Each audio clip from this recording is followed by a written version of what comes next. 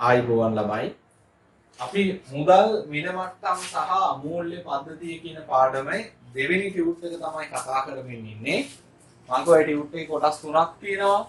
මූල්‍ය වෙළඳපොළ, මූල්‍ය පද්ධතිය, ශ්‍රී ලංකා මහ බැංකුව සහ වාණිජ බැංකුවක ක්‍රියාකාරීත්වය. අපි පළවෙනි කොටස ගිය වීඩියෝ එකකින් කතා කළා මූල්‍ය පද්ධතිය ගැන. අද කතා කරන්නේ ශ්‍රී ලංකා මහ බැංකුව ගැන. මේ පාඩම හුඟක් ළමයි අමාරුයි කියන කොටසක්. ඒ නිසා මම ඉතාම සරල මේ පාඩම කියලා දෙනවා හොඳට අහන් ඉන්න. හරිද? ශ්‍රී ලංකා මහ බැංකුව තමයි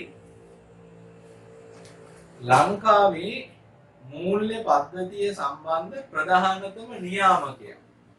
නැත්නම් අපිට කියන්න පුළුවන් මූල්‍ය අධිකාරිය කියලා.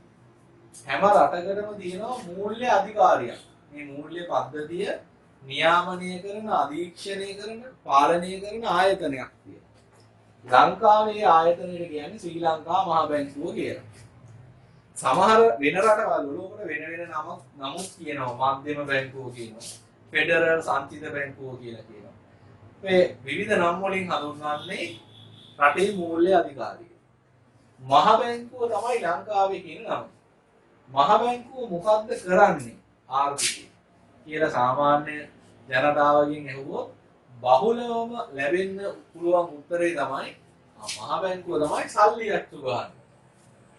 හරි? මහ බැංකුව තමයි සල්ලි අච්චු ගන්න. ඒතොර සල්ලි අච්චු ගහන්නේ මහ බැංකුව තමයි. ඒක වැරදි නෑ. නමුත් මහ බැංකුව ඊට වඩා ලොකු කාර්යභාරයක් කරනවා. අපි ඒක තමයි ඉගෙන ගන්න යන්නේ. මේ ශ්‍රී ලංකා මහ බැංකුව පිහිටවන්නේ 1949 මුදල් නීති පනත කියලා පනතකින්. 1949 තමයි මුදල් නීති පනත කියලා පනතකින් තමයි ශ්‍රී ලංකා මහ බැංකුව පිහිටවන්නේ. මහ බැංකුව පිහිටවන්න ප්‍රමුඛ වෙන්නේ ජෝන් එක්ස්ටර් කියන මහත්තයෙක්. මේ මහත්තයා ඉදිරිපත් කරපු වාර්තාවකින් තමයි නිර්දේශ කරන්නේ ශ්‍රී ලංකාවට මහ බැංකුවක් ස්ථාපනය කරමු කියලා. ඒ ජෝන් එක්ස්ටර් මහත්තයාගේ එක්ස්ටර් වාර්තාව, එක්ස්ටර් රිපෝට් එක තාම සෙන්ට්‍රල් බැංක් වෙබ්සයිට් එකේ පළ කරලා තියෙනවා. ගිහිල්ලා බලන්න. cbsl.lk මුදල් නීති පනත. මේක 1949 දී තමයි අරගෙන ඉන්නේ. 1950 තමයි මහ බැංකුව පිහිට වෙන්නේ.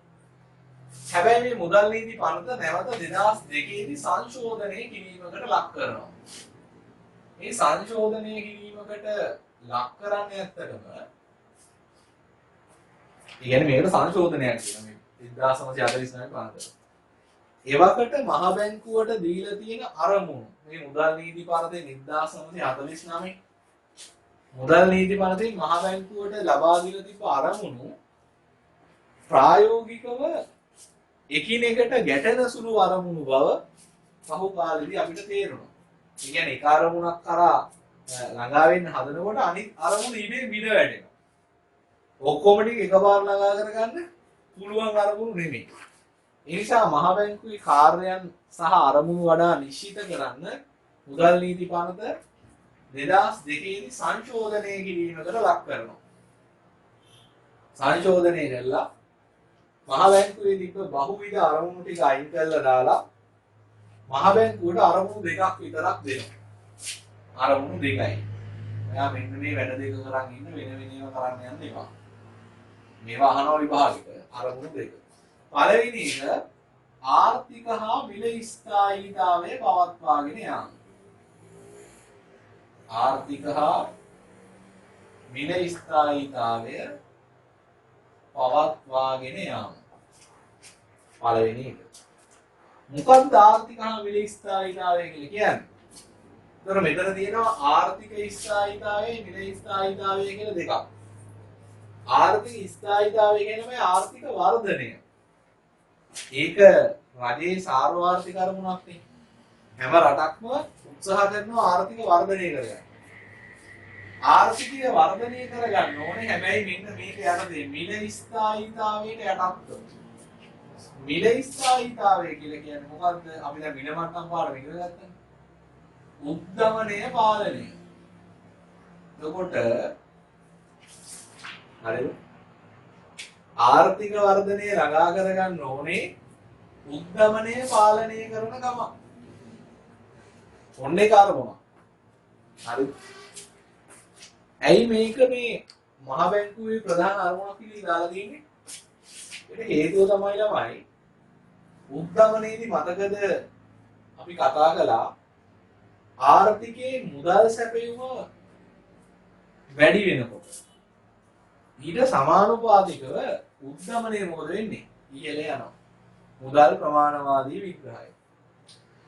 සමානුපාතිකව ඉහළ ගියේ නැතත් සරල කතාව මුදල් සැපයීම වැඩි වෙද්දී ආර්ථිකයේ නිෂ්පාදනය වැඩි වෙන්නේ නැත්නම් අනිවාර්යෙන්ම මිල මට්ටම ඉහළ යනවා. සරල උදාහරණයක් ආර්ථිකයේ පාන් හදනවා. පාන් හදන ප්‍රමාණය වැඩි කරන්නේ නැතුව මිනිස්සුන්ට සල්ලි අච්චු ගහන්න දෙනවා. ඔයා කඩේට පාන් ගන්න යනවා. ඔයාට තේරෙනවා පාන් හිඟයි. සල්ලි හිඟ නැහැ. සල්ලි හොතන අපි ගාව තියෙනවා. ඒ නිසා පාන් ගෙඩිය ගහලා තියෙන රුපියල් 50යි නම් අපි මුදලාට රුපියල් 100ක් දික් කරලාගෙන මුදලාගේ පාන් ගෙඩිය මට දෙන්න. මොකද සල්ලි වටින්නේ නැහැ නේ. සල්ලි කන්න බෑනේ. පාන් කන්න පුළුවන්. මං ගාව සල්ලි වුණ තරම් තියෙනවා. අපි ගණන් එහෙම බලලා අඩු දෙනින් ගන්නේ සල්ලි නැති හින්දානේ. බඩු දිනනවා සල්ලි නෑ අපිට දෙනවා. දැන් ආර්ථිකයේ නිෂ්පාදනය වැඩි කරන්නේ නැතුව මුදල් සැපයීම වැඩි කරොත් එන්නේ සල්ලි වුණ තරම් දිනව බාන්න නෑ. හරිද? එතකොට මිනිස්සු මොකද කරන්නේ? මුදලාට කියනවා කමන්නේ වැඩි ගන්නට දෙන්න. ඒතර අනිත් මිනිස්සයා එයාගාව සල්ලි දෙනවා. එයාත් මේක වැඩි ගන්නට ඉල්ලනවා.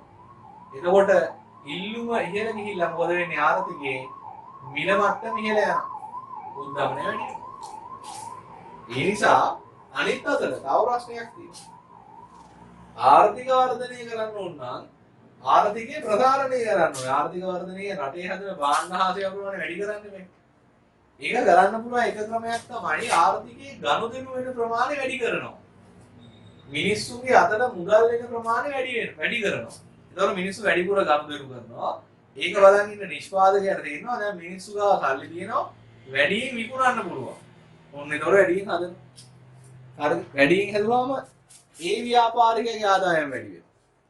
එයා කල්පනා කරනවා මේ මං වෙනදාගේ වාහනේ ගන්න ඕනේ දැන් මං හොඳ වාහනයක් ගන්නවා. වාහන සමාගමට තේරෙනවා දැන් මිනිස්සු ගාව සල්ලි තියෙනවා මිනිස්සු වෙනදාට වැඩිය වාහන ගන්නවා.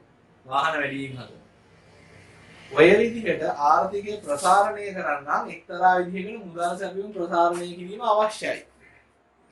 දැන් ආර්ථික වර්ධනය ඇති කරන්න මුදල් සැපයීම ප්‍රසාරණය කරන්න ඕනේ. මුදල් සැපයීම ප්‍රසාරණය කරාම මිල ස්ථායීතාවය නැති වෙනවා. මෙන්න මේ දෙක බැලන්ස් කරන එක තමයි මහ බැංකුවේ වැඩි. නැත්නම් හලිය තුගානිකම නෙමෙයි. හරිද? මේකට හේතුව තමයි මහ බැංකුවට පුළුවන් ආර්ථික වර්ධනය කරා යන්න මිල මට්ටම ගැන හිතන්නේ නැතුව උද්ධමනය පාලනය කරන්නේ නැතුව. එහෙම බැරි හේතුව තමයි උද්ධමනය පාලනය කරොත් තමයි ආර්ථිකයක් වඩා හොඳින් ක්‍රියාත්මක වෙන්නේ. එහෙම අතීත අත්දැකීම් තියෙනවා.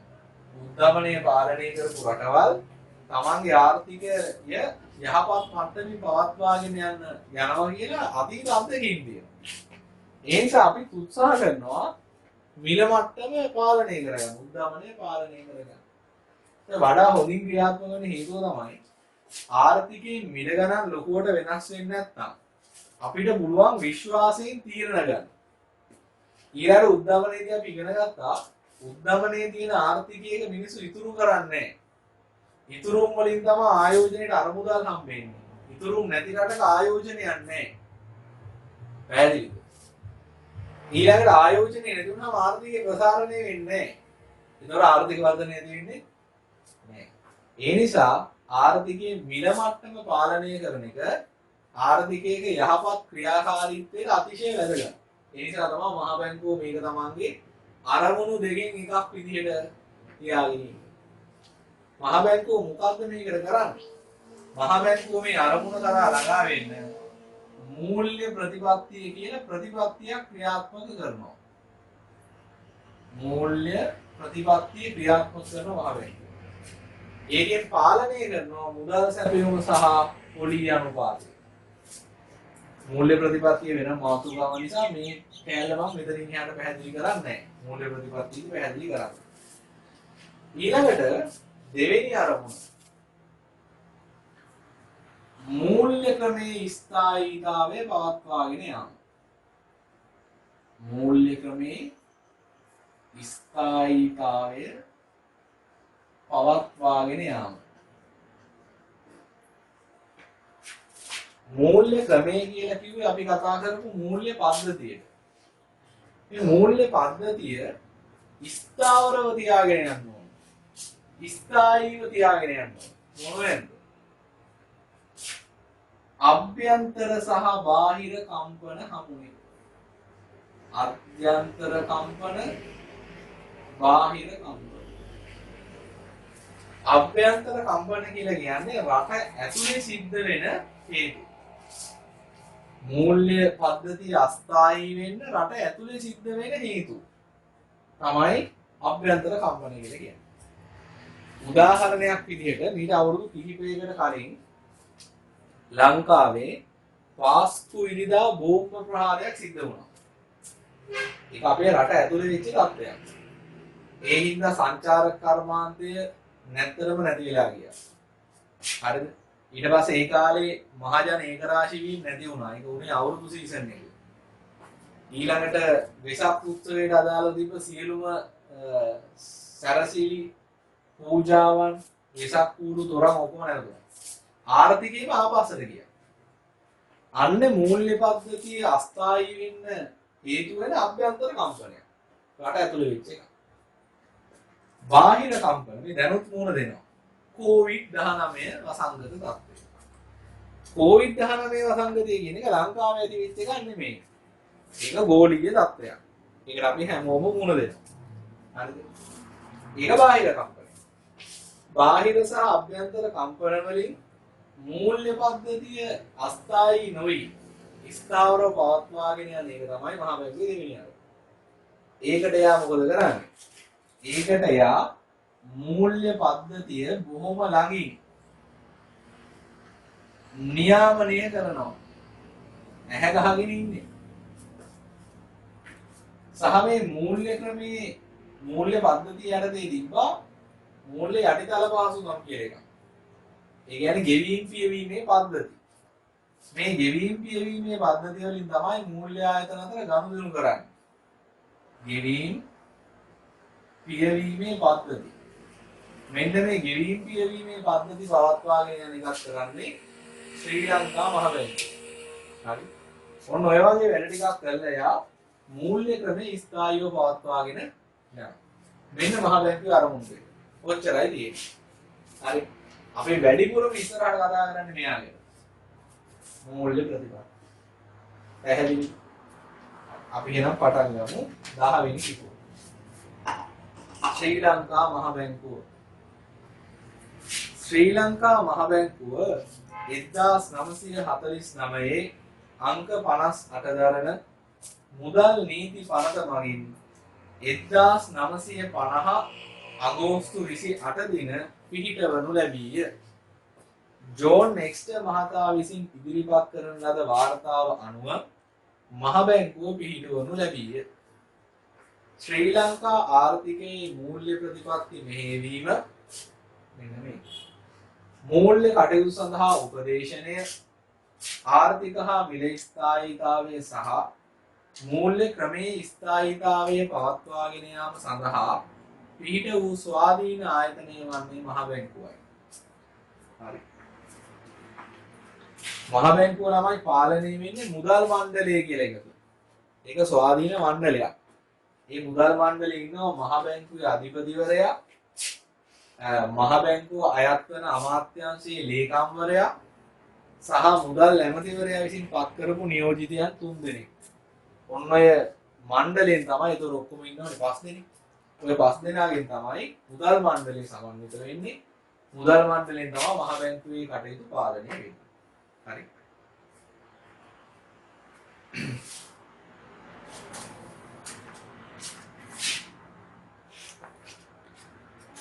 ජෝන් නෙක්ස්ටර් මහතා ශ්‍රී ලංකා මහ බැංකුවේ ප්‍රථම අධිපතිවරයා. ඒ කියන්නේ ජෝන් එක්ස්ට්‍රා මහත්තයන් කිව්වේ මහ බැංකුවක් දාමු කියලා. එයාම කියලා එයාම අධිපති වෙලා. හරි. එහෙම ගොඩක් වෙලා තියෙන්නේ. අධිපතිවරයා ලෙසද කටයුතු කළ අතර වර්තමාන මහ බැංකුවේ අධිපතිවරයා වන්නේ ඉන්ද්‍රජිත් කුමාරස්වාමි මහතා නෙමෙයි. හරිද? ඒක පරණික් කියනවා. දැන් ඉන්නේ මම දැනන් ඉන්න ඕනේ. WD ලක්ෂ්මන් මහතා ඉන්ද්‍රජිත් කුමාරස්වාමි නමයි ඉඳලා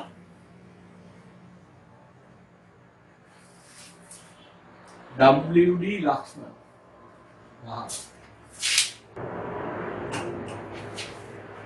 මහ බැංකුවේ දැක්ම ඒක මම නිකන් දෙන්නේ විශේෂ නිර්දේශ අදාළ ගන්න මේ ශ්‍රී ලංකාවේ සෞභාග්‍ය සඳහා දායකත්වයේ සපයමින් කීර්තිමත් මහ බැංකුවක් වීම තමයි එයාගේ දැක්ම.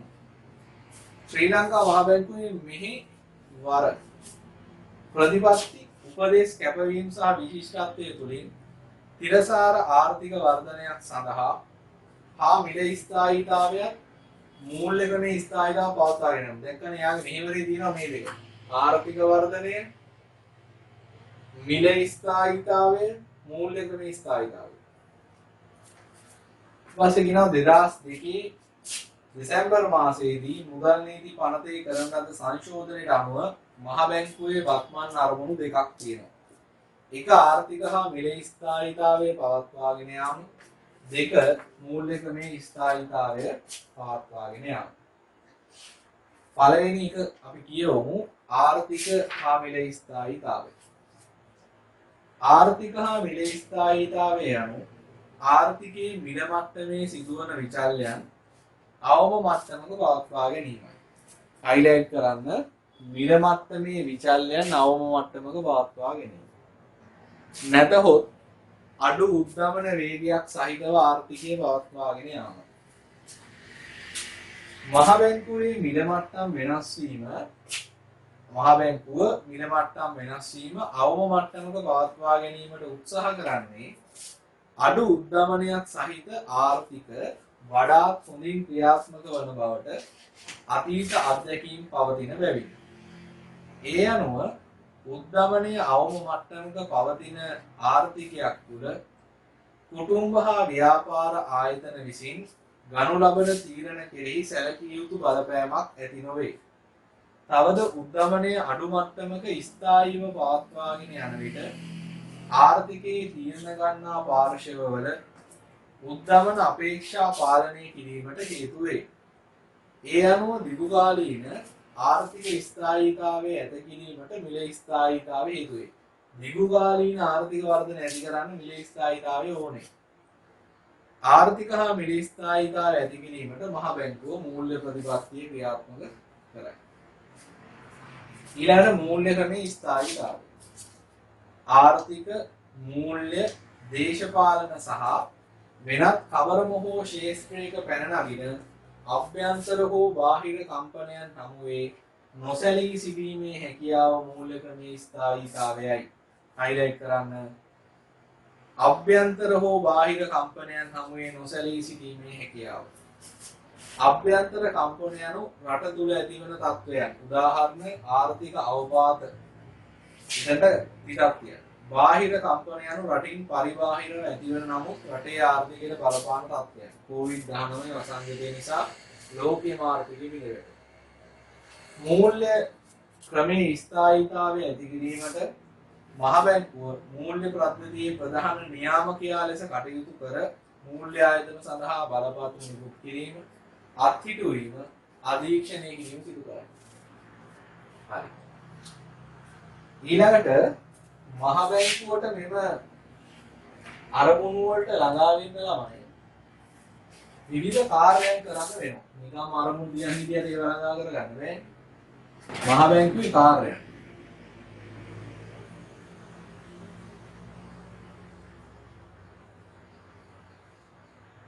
එකක් තියෙනවා ප්‍රධාන කාර්යයන් කියන. ප්‍රධාන දෙවෙනි එක නියෝජිත ආයතන කාර්යයන්. නියෝජිත ආයතන කාර්යයන්.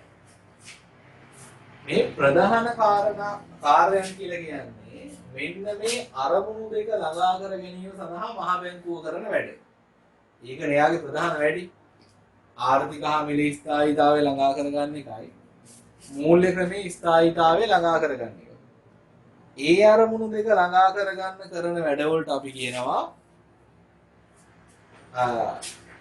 ප්‍රධාන කාර්යයන් කියලා. හරිද?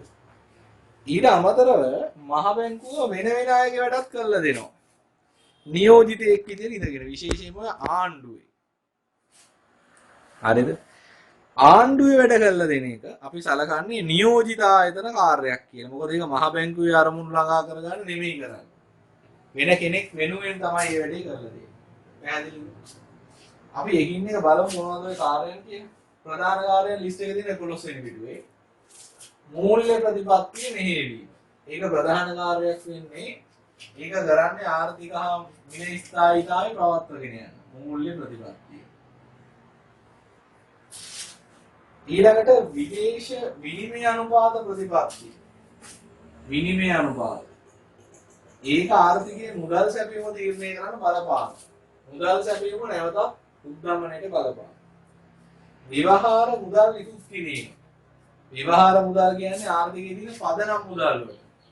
පදනම් මුදල් ප්‍රමාණය මත තමයි මුදල් සැපයීම තීරණය වෙන්නේ. අපි මුදල් පාඩමේ කතා කරන්නේ. එහෙනම් ඒක කරන්නේ ආර්ථික හා මිල ස්ථායීව පවත්වාගෙන යනවා. නිලයේ විදේශ සංචිත කළමනාකරණය. අපි මේ වෙනකොට කතා කරලා තියෙනවා අන්තර්ජාතික මූල්‍ය කියන 10 වෙනි පාඩම.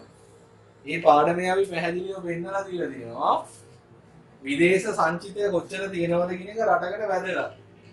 ඒකත් ආර්ථිකයේ උද්දමනය දෙන්න හේතු වෙනවා. ඒකත් එතකොට ආර්ථික හා මිල ස්ථායීතාව පවත්වාගෙන යන කරන වැඩක්. ඊට පස්සේ මූල්‍ය පද්ධතිය නියාමනය සහ අධීක්ෂණය කිරීම. ඒක කරන්නේ මූල්‍ය ක්‍රම ස්ථායීතාවයෙන් පවත්වාගෙන යන්න.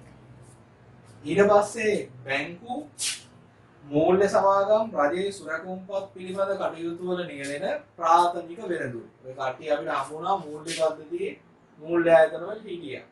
ඒගොල්ලන්ට බලපත්‍ර ලබා දෙනවා. ඒකත් කරන්නේ මේ දෙවෙනි අරමුණ. ගෙවීම් පියවීමේ පද්ධති පහසුකම් සැපයීම සහ නියාමනය. ඒකත් කරන්නේ දෙවෙනි. ආර්ථික දත්ත සංඛ්‍යාලේඛන සම්පාදනය බෙදා හැරීම සහ විශ්ලේෂණය. ඕනම රටක තමයි ප්‍රධාන වශයෙන්ම පිළිගන්න ආර්ථික දර්ශකයන් හදන්නේ ඔක්කොම මහ බැංකුවේ. මහ බැංකුව අවුරුද්දකට පාරක් ආර්ථිකය ගැන පුළුල් විග්‍රහයක් ඉදිරිපත් කරනවා මහ බැංකු වාර්තාවේ. හරි. ඒතර ඔය මහ බැංකු වාර්තාවෙන් තමයි ගොඩාක් විශ්ලේෂණ වලට අවශ්‍ය දත්ත ගන්න. රජයේ උපදේශක බැංකුවරු සහ මූල්‍ය නියෝජ්‍ය වශයෙන් කටයුතු කරනවා. උන්වහන්සේ තමයි ප්‍රධාන කාර්යයන් යන්නේ. නියෝජිත ආයතන කියන්නේ මහ බැංකුව රජයේ නියෝජිතයෙක් විදිහට ඉඳගෙන කරන වැඩ. පළවෙනි එක ආණ්ඩුවේ රාජ්‍ය ණය කළමනාකරණය. ආණ්ඩුවේ විදේශ විනිමය ටික පාලනය. ඊළඟ සේවක අර්ථ සාධක අරමුදල කළමනාකරණය. අර්ථ සාධක අරමුදල කියන්නේ EPS එකයි. ඒකටම ලියන්න එපා ETS එක පාලනය කරනවා කියලා. ඒක පාලනය කරන්නේ නැහැ මහ බැංකුවේ නේ. හරි. ඊට පස්සේ කුඩා ප්‍රමාණයේ මූල්‍ය කරන වැඩසටහන් සහ ග්‍රාමීය ණය යෝජනා ක්‍රම පිළිබඳ මූලික ආයතන විදිහට කටයුතු කරනවා. ඔන්නවා ආණ්ඩුව වෙනුවෙන් තමයි කරන්නේ. හරි. ඊළඟට අපි ප්‍රධාන මාතෘකාව වෙනවා ගොඩක් ළමයි අමාරු වෙන්නේ මෙතනින් පස්සේ මූල්‍ය ප්‍රතිපත්තිය. ඉතාලම සරලව කියලා දෙනවා ළමයි. මහ බැංකුවෙන් ඇහුවොත් මෙච්චර සරලව කියලා දෙන එකක් නෑ. හරි. මූල්‍ය ප්‍රතිපත්තිය.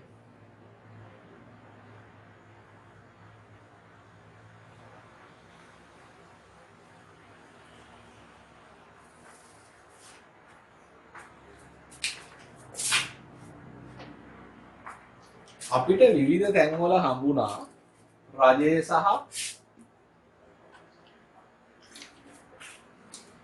රජයට සම්බන්ධ ආයතන. ආවෙන්කොත් රජය සම්බන්ධ කියන්නේ සාර්ව ආර්ථික අරමුණු ළඟා කරගන්න විවිධ ප්‍රතිපත්ති ක්‍රියාත්මක කරනවා. ප්‍රතිපත්තියක් කියන්නේ අපි ගමන් කරන නිශ්චිත ආකාරයක්, ක්‍රමයක්, දිශානතියක්. හරිද? මේ ප්‍රතිපත්තියෙන් පාලනය කරන්නේ රටක මුදල් සැපයුමයි මුදල් සැප සහ පොලි අනුපාතිකයයි. පොලි අනු රටේ මුදල් සැපයුමයි පොලි අනුපාතිකයයි පාලනය කරන ප්‍රතිපත්තිය තමයි මූල්‍ය ප්‍රතිපත්තිය කියලා කියන්නේ. අපිට වෙන පාඩමක හම්බුණා තව ප්‍රතිපත්තියක්. කාටද මතක? පාඩම ටිකක් අපි කලින් කළේ රාජ්‍යාර්ථිකය කියලා පාඩමක් කළා. ඒ පාඩමේ තිබුණා රාජ්‍ය මූල්‍ය ප්‍රතිපත්තිය කියලා ප්‍රතිපත්තියක්. ඒකේ අරමුණ උනේ සාර්ව ආර්ථික ස්ථායීතාවය ඇති කරගන්න එක. ඒකට ෆිස්කල් ප්‍රතිපත්තිය කියලා කිව්වා. අයවැය ප්‍රතිපත්තිය කියලා කිව්වා. හරි. ඒ වගේ තමයි මේකත්. මේක හැබැයි මහ බැංකුව තමයි රජය වෙනුවෙන් ක්‍රියාත්මක කරන්නේ. මේ මුදල් සැපයීම තමයි ආර්ථිකයේ මුදල් වල තියෙන සුලභතාවය තීරණය කරන්නේ. ඒ නිසා මේකට කියනවා මුදලේ සුලභතාවය. පොලි අනුපාතය කියන්නේ මුදලේ පිරිවැයවත් මුදලේ මිල. එහෙනම් මොනවද පාලනය කරන්නේ? ආර්ථිකයේ පොලි අනුපාතයක් මුදල් සැපයීම.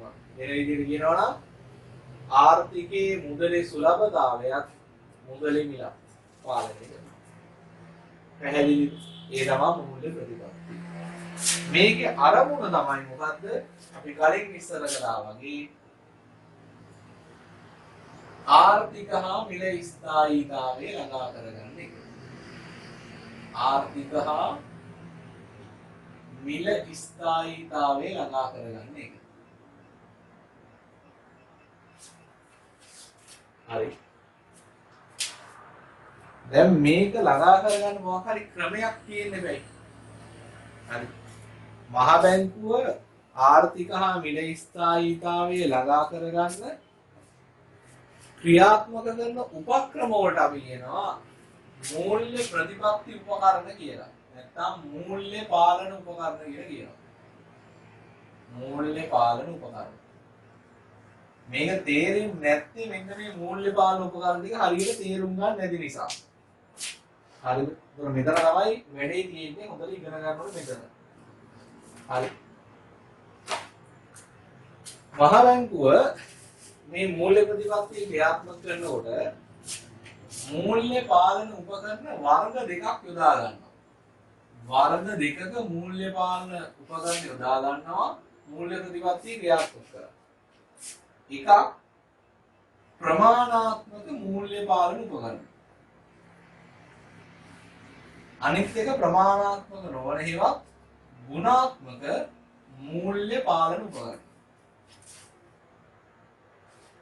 මේ ප්‍රමාණාත්මක මූල්‍ය පාලන උපකරණ අපි එකින් එක ඉගෙන ගන්නවා. මේකෙන් කරන්නේ රටේ මුදල් සැපයීමේ ප්‍රමාණය වෙනස් කරනවා. මුදල් සැපයීමේ ප්‍රමාණය. එක්ක මුදල් සැපයීම වැඩි කරනවා, එහෙම නැත්නම් මුදල් සැපයීම අඩු කරනවා. ඕක තමයි කරන්නේ. මුදල් සැපයීමේ ඉලක්ක වෙනස් කරනවා. 1000 තිබ්බේ 2000. 1000 තිබ්බේ 800කට. ඒ වගේ. ගුණාත්මකයේදී මුදල් සැපයීමේ දිශාව තමයි වෙනස් කරන්නේ. මුදල් සැපයීමේ දිශාව. ඒ කියන්නේ ආර්ථිකයේ මුදල් තියෙන්නේ කවුරු ගාවද? ගෝවියෝ ගාවද? ව්‍යාපාරිකයෝ ගාවද? වෘත්තිකයෝ ගාවද?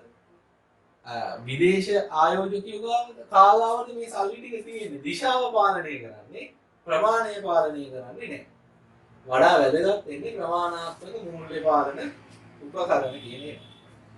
දැන් අපි ඉගෙන ගන්න ඕනේ එතකොට කොහොමද මේ මහ බැංකුව එක එක මූල්‍ය පාලන උපකරණ පාවිච්චි කරලා ආර්ථිකය කළමනාකරණය කරන්නේ මුදල් සැපයීම වෙනස් කරන්නේ කොහොමද? මේකේ පළවෙනි එක මම ගන්නවා මේ දිනේ පොතේ දින වෙන අනුපිළිවෙලකට පළවෙනි මම විග්‍රහ කරනවා විවට වෙළඳපොළ කටයුතු. නම් අමුදුනාට කලබල වෙන්න එපා. විවට කියන්නේ විවෘත කියන එක. මාත් දන්නේ ඒකයි විවට කියන්නේ. ඉංග්‍රීසියෙන් කියන open market operations. OMO. විවෘත වෙළඳපොළ කටයුතු දුවා හරි ඉතින්. ටිකක් බර වචනයක් දාන්න. දෙක ප්‍රතිපත්ති පොලි අනුපාතික. ප්‍රතිපත්ති පොලි අනුපාතික. ඒකේ අනු කොටස් ටිකක් තියෙනවා මම පස්සේ කියන්නම්. 3 විවස්ථාපිත සංචිත අනුපාතය.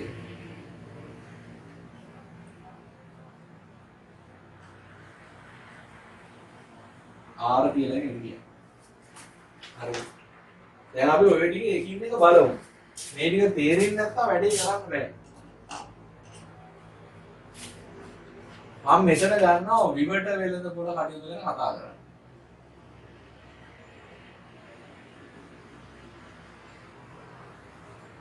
විවට වෙළඳ පොළ කටයුතු.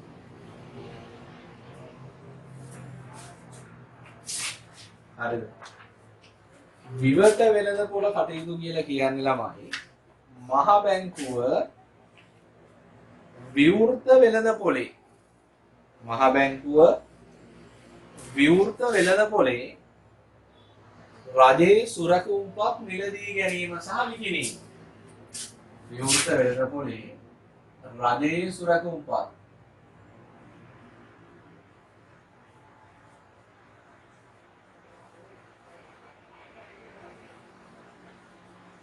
විකිණීම සහ මිලට ගැනීම.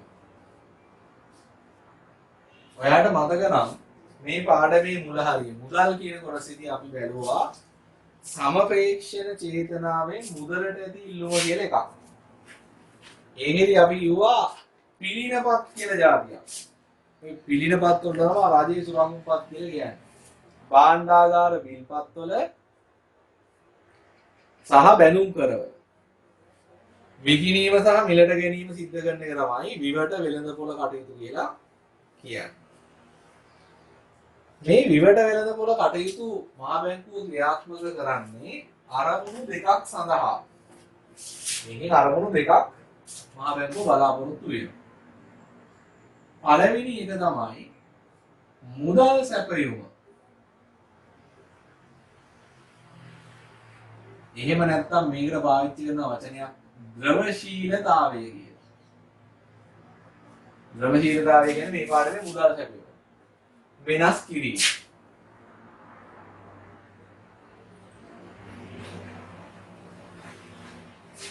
මේ මුදල් සැපයීම ප්‍රමාණාත්මක වෙනස් කරන එකනේ ප්‍රමාණාත්මක මූල්‍ය පාලක උපකරණ කියන්නේ. ඒකෙන් එකක් විවට වෙළඳ පොළ කටයුතු. කියන විවට වෙළඳ පොළ කටයුතු වලින් ආර්ථිකයේ ද්‍රවශීලතාව වෙනස් කිරීම අනිවාර්යෙන් කරන්න ඕන. හරිද? දෙවෙනි එක තමයි ආර්ථිකයේ පොලී අනුපාතය වෙනස් කිරීම. පොලී අනුපාතය ඇත්තටම ස්ථාවර කිරීම. පොලී අනුපාතය ස්ථාවර කිරීම.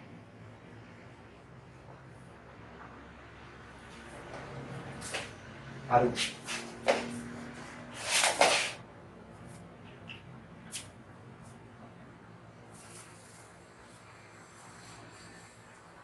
මේකේ ඇත්තටම වෙන්නේ මෙන්න මෙහෙමයි. පළවෙනි එක මම මුලින් කියලා දෙන්නම්.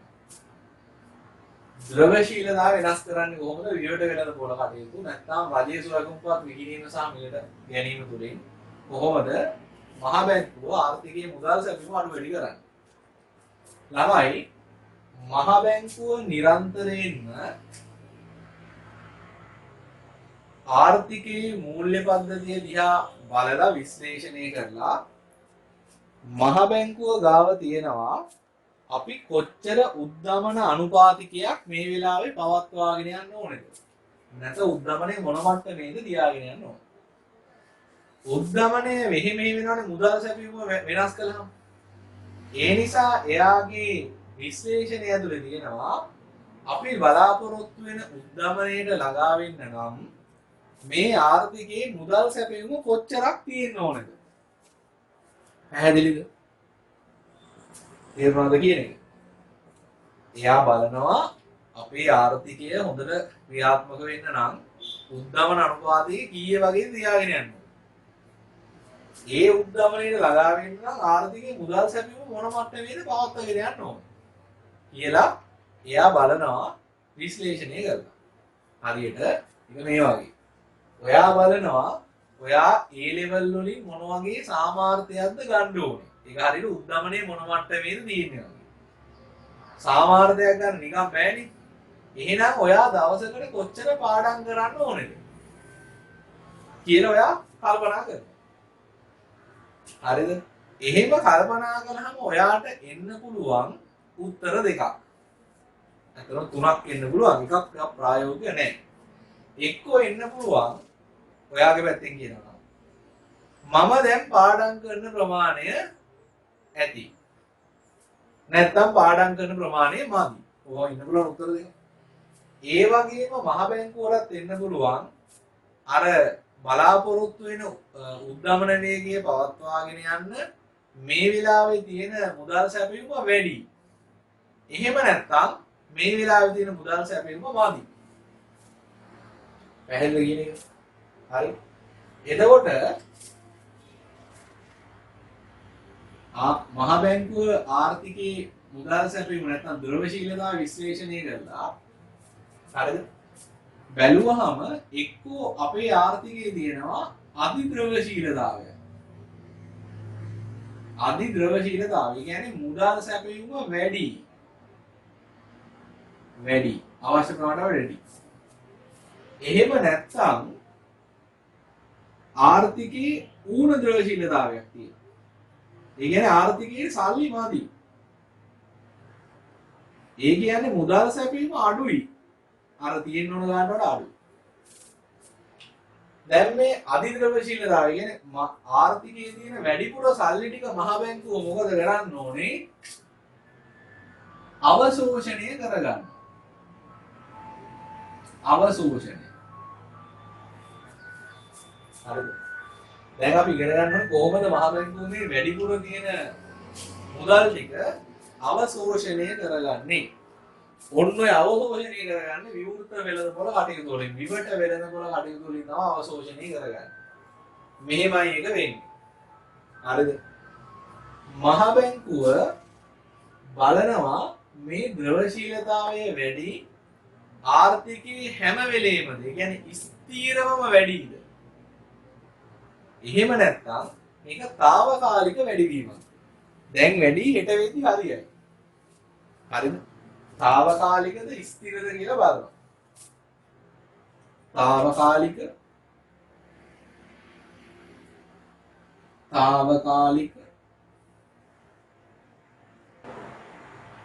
ස්ථිර.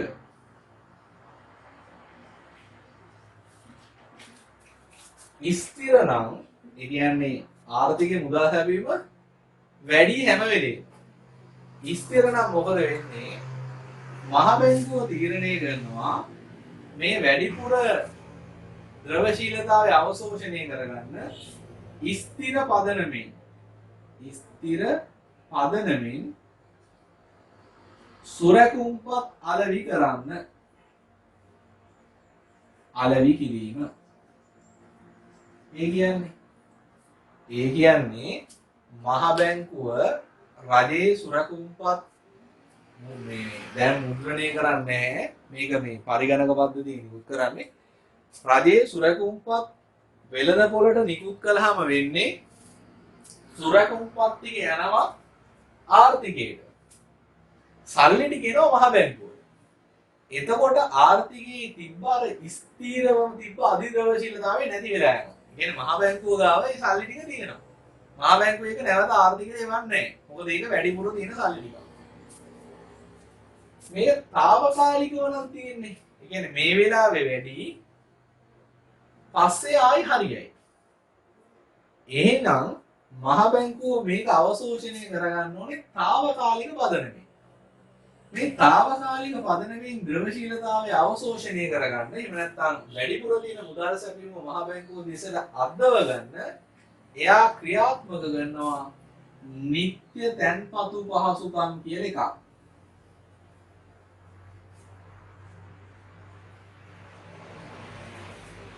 නිත්‍ය තැන්පතු පහසුකම්. මේ නිත්‍ය තැන්පතු පහසුකම් කියලා කියන්නේ වෙන මොකක්වත් නෙමෙයි. මහ බැංකුව බලනවා දෛනික පදනමෙන්. දෛනික කියන්නේ తాවකාලික එකක් නේ. දෛනික පදනමෙන් හැමදාම උදේට බලනවා නැත්නම් හැමදාම හවසට බලනවා ආර්ථිකයේ සල්ලි ටික තියෙන්න ඕන මට්ටමේ තියනවාද වැඩිද අඩුයිද? වැඩි නම් ඒක ස්ථිර එකක් නෙමෙයි නම්. හරිද? ස්ථිර වෙන්නේ తాවකාලික. తాවකාලික හේතු ස්ථිර වෙන්නේ කලාතුරකින්. ඉඳලා හිටලා තමයි ස්ථිර හේතුවක් ඉන්නේ. මොකද ඒක මහ බැංකුව සල්ලි ටික ආර්ථිකයෙන් එළියට ගත්තාම ඒ ප්‍රශ්නේ විසඳෙනවා. හැබැයි මේ తాවකාලික මුදල් අතිරික්ත ඕන වෙලාවක ඉන්න පුළුවන්. මොකක්ද ඒකට හේතුව? ඒකට හේතුව තමයි ළමයි ඔය බැංකු පද්ධතියේ තියෙනවා තැන්පතු මැරීම කියලා ක්‍රියාවලිය.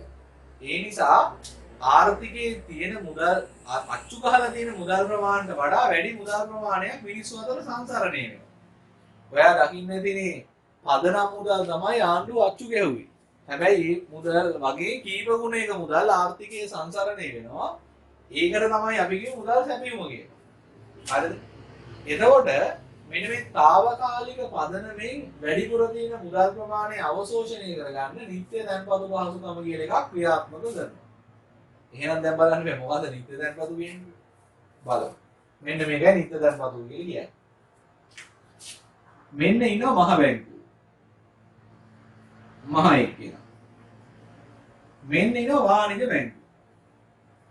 වාණිජ බැංකුව. මහ බැංකුව ගිහිල්ලා වාණිජ බැංකුව වලට කියනවා දැන් ආර්ථිකයේ තියෙන මුදල් ප්‍රමාණය අවශ්‍ය ප්‍රමාණයට වඩා වැඩි.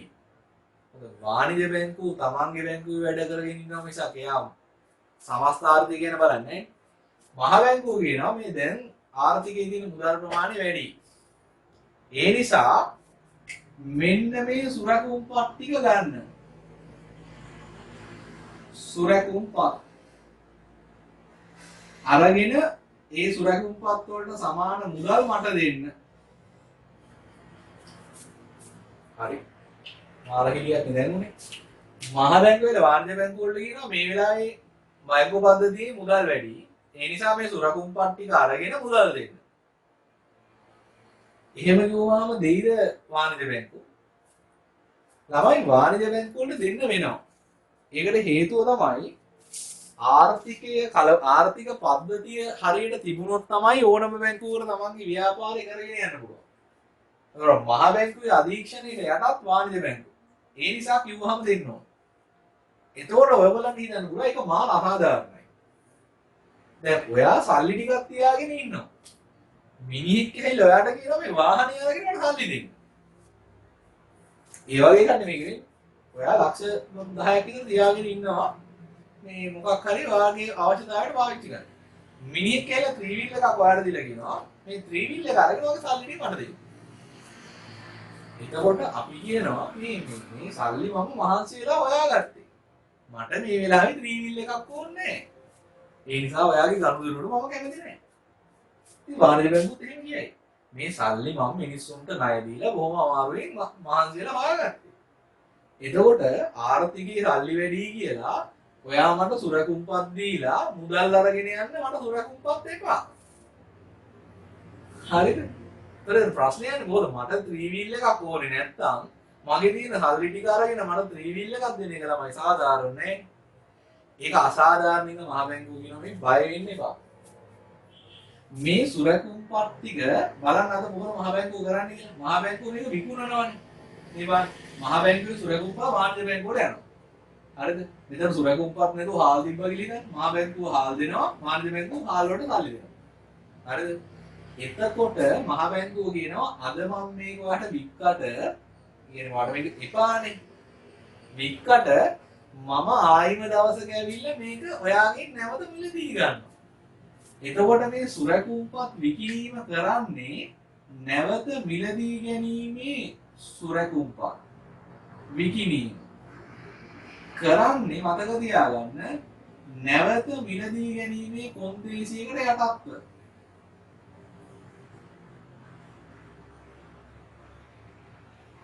ගැනීමට යටත්ව. ඒ කියන්නේ ත්‍රිවිල් එක දෙන එක්කෙනා මට කියනවා මම අද ඔයාලට ත්‍රිවිල් එක දීලා ලක්ෂ 10 අරගෙන යනවා. මාස 3කින් මම එනවා. ඔයාගේ ලක්ෂ 10 ඔයාටම දීලා ආයි වට මේවා වගේ ත්‍රිවිල් එක මම අරන් යනවා. මහ බැංකුවක් කියනවා ඔයා මේක ගත්තර අවුලන්නේ නැහැ. හරිද? ඔයා මං කියනකොට මේක ගන්න මේ ආර්ථිකයේ සල්ලි වැඩි. ගත්තර අවුලක් නැහැ. මම නැවත ඇවිල්ලා හරිද?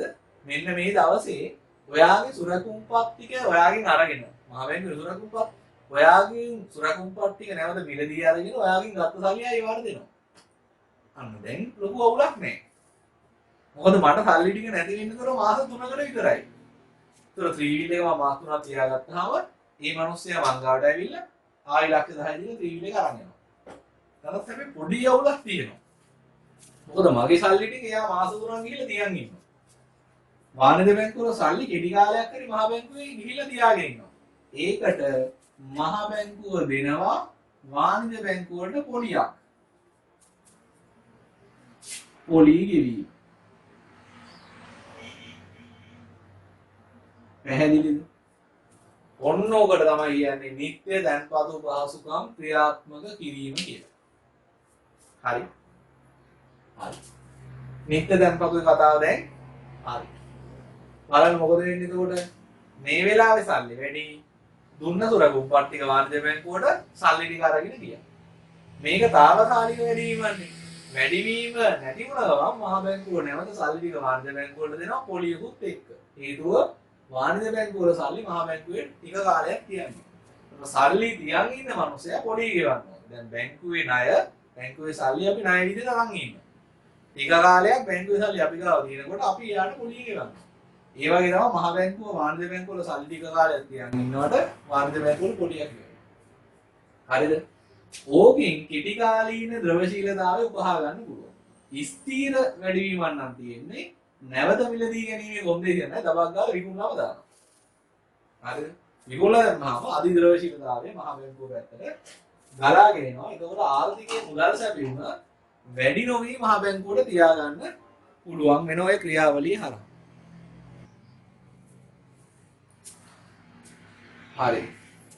දැන් අපි බලමු මහ බැංකුව හිතන විදිහට ආර්ථිකයේ ඌන ද්‍රවශීලතාවයක් තියෙනවා නම් මුදල් සැපයීම තියෙන ඕන ප්‍රමාණයට වඩා අඩු වෙන්නම් තියෙන්නේ. ඒකට මහ බැංකුව ගන්න ක්‍රියාමාර්ග මොනවද? අපේ අධි ද්‍රවශීලතාවය වගේම තමයි මේ ඌන ද්‍රවශීලතාවයක් ඇතැම් විට తాවකාලිකව ඇතිවෙච්ච තත්ත්වයක් වෙන්න පුළුවන්. ඇතැම් විට ස්ථීරවම ඇතිවෙච්ච තත්ත්වයක් නිසා වෙන්නත් පුළුවන්. ස්ථීරවම ද්‍රවශීලතාවය හිඟයි නම් කියන්නේ ආර්ථිකයේ හැම වෙලේම මුදල් සැපීම අඩු වෙනනම් තියෙන්නේ මහ බැංකුව කරන්නේ ආර්ථිකයට මේ ඌන ද්‍රවශීලතාවය මොකද කරන්නේ? ඌන ද්‍රවශීලතාවය එකතු කරන්න ඕන. හරිද? එතකොට ස්ථිර පදනමෙන් නම් වෙලා තියෙන්නේ ස්ථිර පදනමෙන් සුරකුම්පත් මිලදී ගන්න ඕන. මිලදී ගැනීම. සල්ලි මදි ආර්ථිකයට මහ බැංකුව මැදිහත් වෙලා සුරකුම්පත් ටික මිලදී ගන්නවා. එතකොට මුදල් ටික ආර්ථිකයේ දෙසට ගලාගෙන යනවා. එතකොට ඌන ද්‍රවශීලතාවය නැති වෙනවා. හැබැයි මේ ද්‍රවශීලතාවයේ හිඟකම තියෙන්නේ తాවකාලික පදනමකින් නම් එතකොට මහ බැංකුව ක්‍රියාත්මක කරනවා නිත්‍ය ණය පහසුකම. නිත්‍ය ණය පහසුකම්. නිත්‍ය ණය පහසුකම ක්‍රියාත්මක කරනවා. දැන් අපි බලමු නිත්‍ය ණය පහසුකමක් කියන්නේ මොකක්ද කියලා. ඇත්තටම නිත්‍ය දැන්පතු පහසුකමේ ප්‍රතිවිරුද්ධ එක්කෙනා තමයි නිත්‍ය ණය පහසුකම කියලා කියන්නේ. එතකොට මෙතන ඉන්නවා කලින් වගේම මහ බැංකුව. එහා පැත්තෙන් ඉන්නවා වාණිජ බැංකුව. වාණිජ බැංකුව. මේකෙදි කරන්නේ වාණිජ බැංකුවල තියෙන සුරකුම්පත් මහ බැංකුව මිලදී ගන්නවා. සුරකුම්පත් මිලදී ගැනීම. සුරකුම්පත් මිලදී ගැනීම. ඒ කියන්නේ මහ බැංකුව ඇවිල්ලා වාණිජ බැංකුවට කියනවා මේ වෙලාවේ ආර්ථිකයේ මුදල් මදි මම ඔයාලට සල්ලි ටිකක් දෙන්නම් ඒ වෙනුවට ඔයා ගාව තියෙන සුරකුම්පත් ටික මට දෙන්න කියලා. ඒතර කලින් වගේම වාණිජ බැංකුව කියන්නේ ඉන්න දෙනවා මේ සුරකුම්පත් ටික මට ඕනේ. මට මේක දැන් විකුණන්න විදියක් නැහැ. ඒ වගේ වෙලාවට මහ බැංකුව කියනවා ප්‍රශ්නයක් නැහැ. මං අද ඔයාගෙන් මේ සුරකුම්පත් ටික මිලදී ගත්තට මම මේක අනාගතයේ දවසක නැවත ඔයාලට විකුණනවා. නැවත විකිණීමට යටත්ව තමයි අද සුරකුම්පත් මිලදී ගන්න. සුරකුම්පත් මිලදී ගත්තාම මහ බැංකුවේ වාණිජ බැංකුව වලට යනවා මුදල්. ඕක තමයි නිත්‍ය ණය පහසුකම්. එතකොට ආර්ථිකයේ තියෙන පූර්ණ ද්‍රවශීලතාවය නැති වෙලා යනවා. මේ වෙලාවේ ටික කාලයකට පස්සේ මහ බැංකුව නැවත ඇවිල්ලා සුරකුම්පත් ටික වාණිජ බැංකුවටම දීලා මුදල් ටික අරගෙන යනවා. ටික කාලයක් මහ බැංකුවේ සල්ලි වාණිජ බැංකුව වල තියෙන නිසා වාණිජ බැංකුව වල සිද්ධ වෙනවා මහ බැංකුවට මේකට ගෙවන පොලියක්. මහ බැංකුව පොලිය අය කිරීම. හරි. ඔන්න ඕක තමයි විවට වෙළඳපොළ කටයුතු වල එක කාරණයක්. විවට වෙළඳපොළ කටයුතු වලින් මුදල් සැපීම වෙනස් කරන්න ওই විදිහට. ඊළඟට අපි බලමු ආර්ථිකයේ පොලී අනුපාතය ස්ථාවර කරන්න කොහොමද විවට වෙළඳපොළ කටයුතු පාවිච්චි කරන්න කියලා. හරිද? ඒක කරන්නේ මෙන්න මෙහෙමයි. ළමයි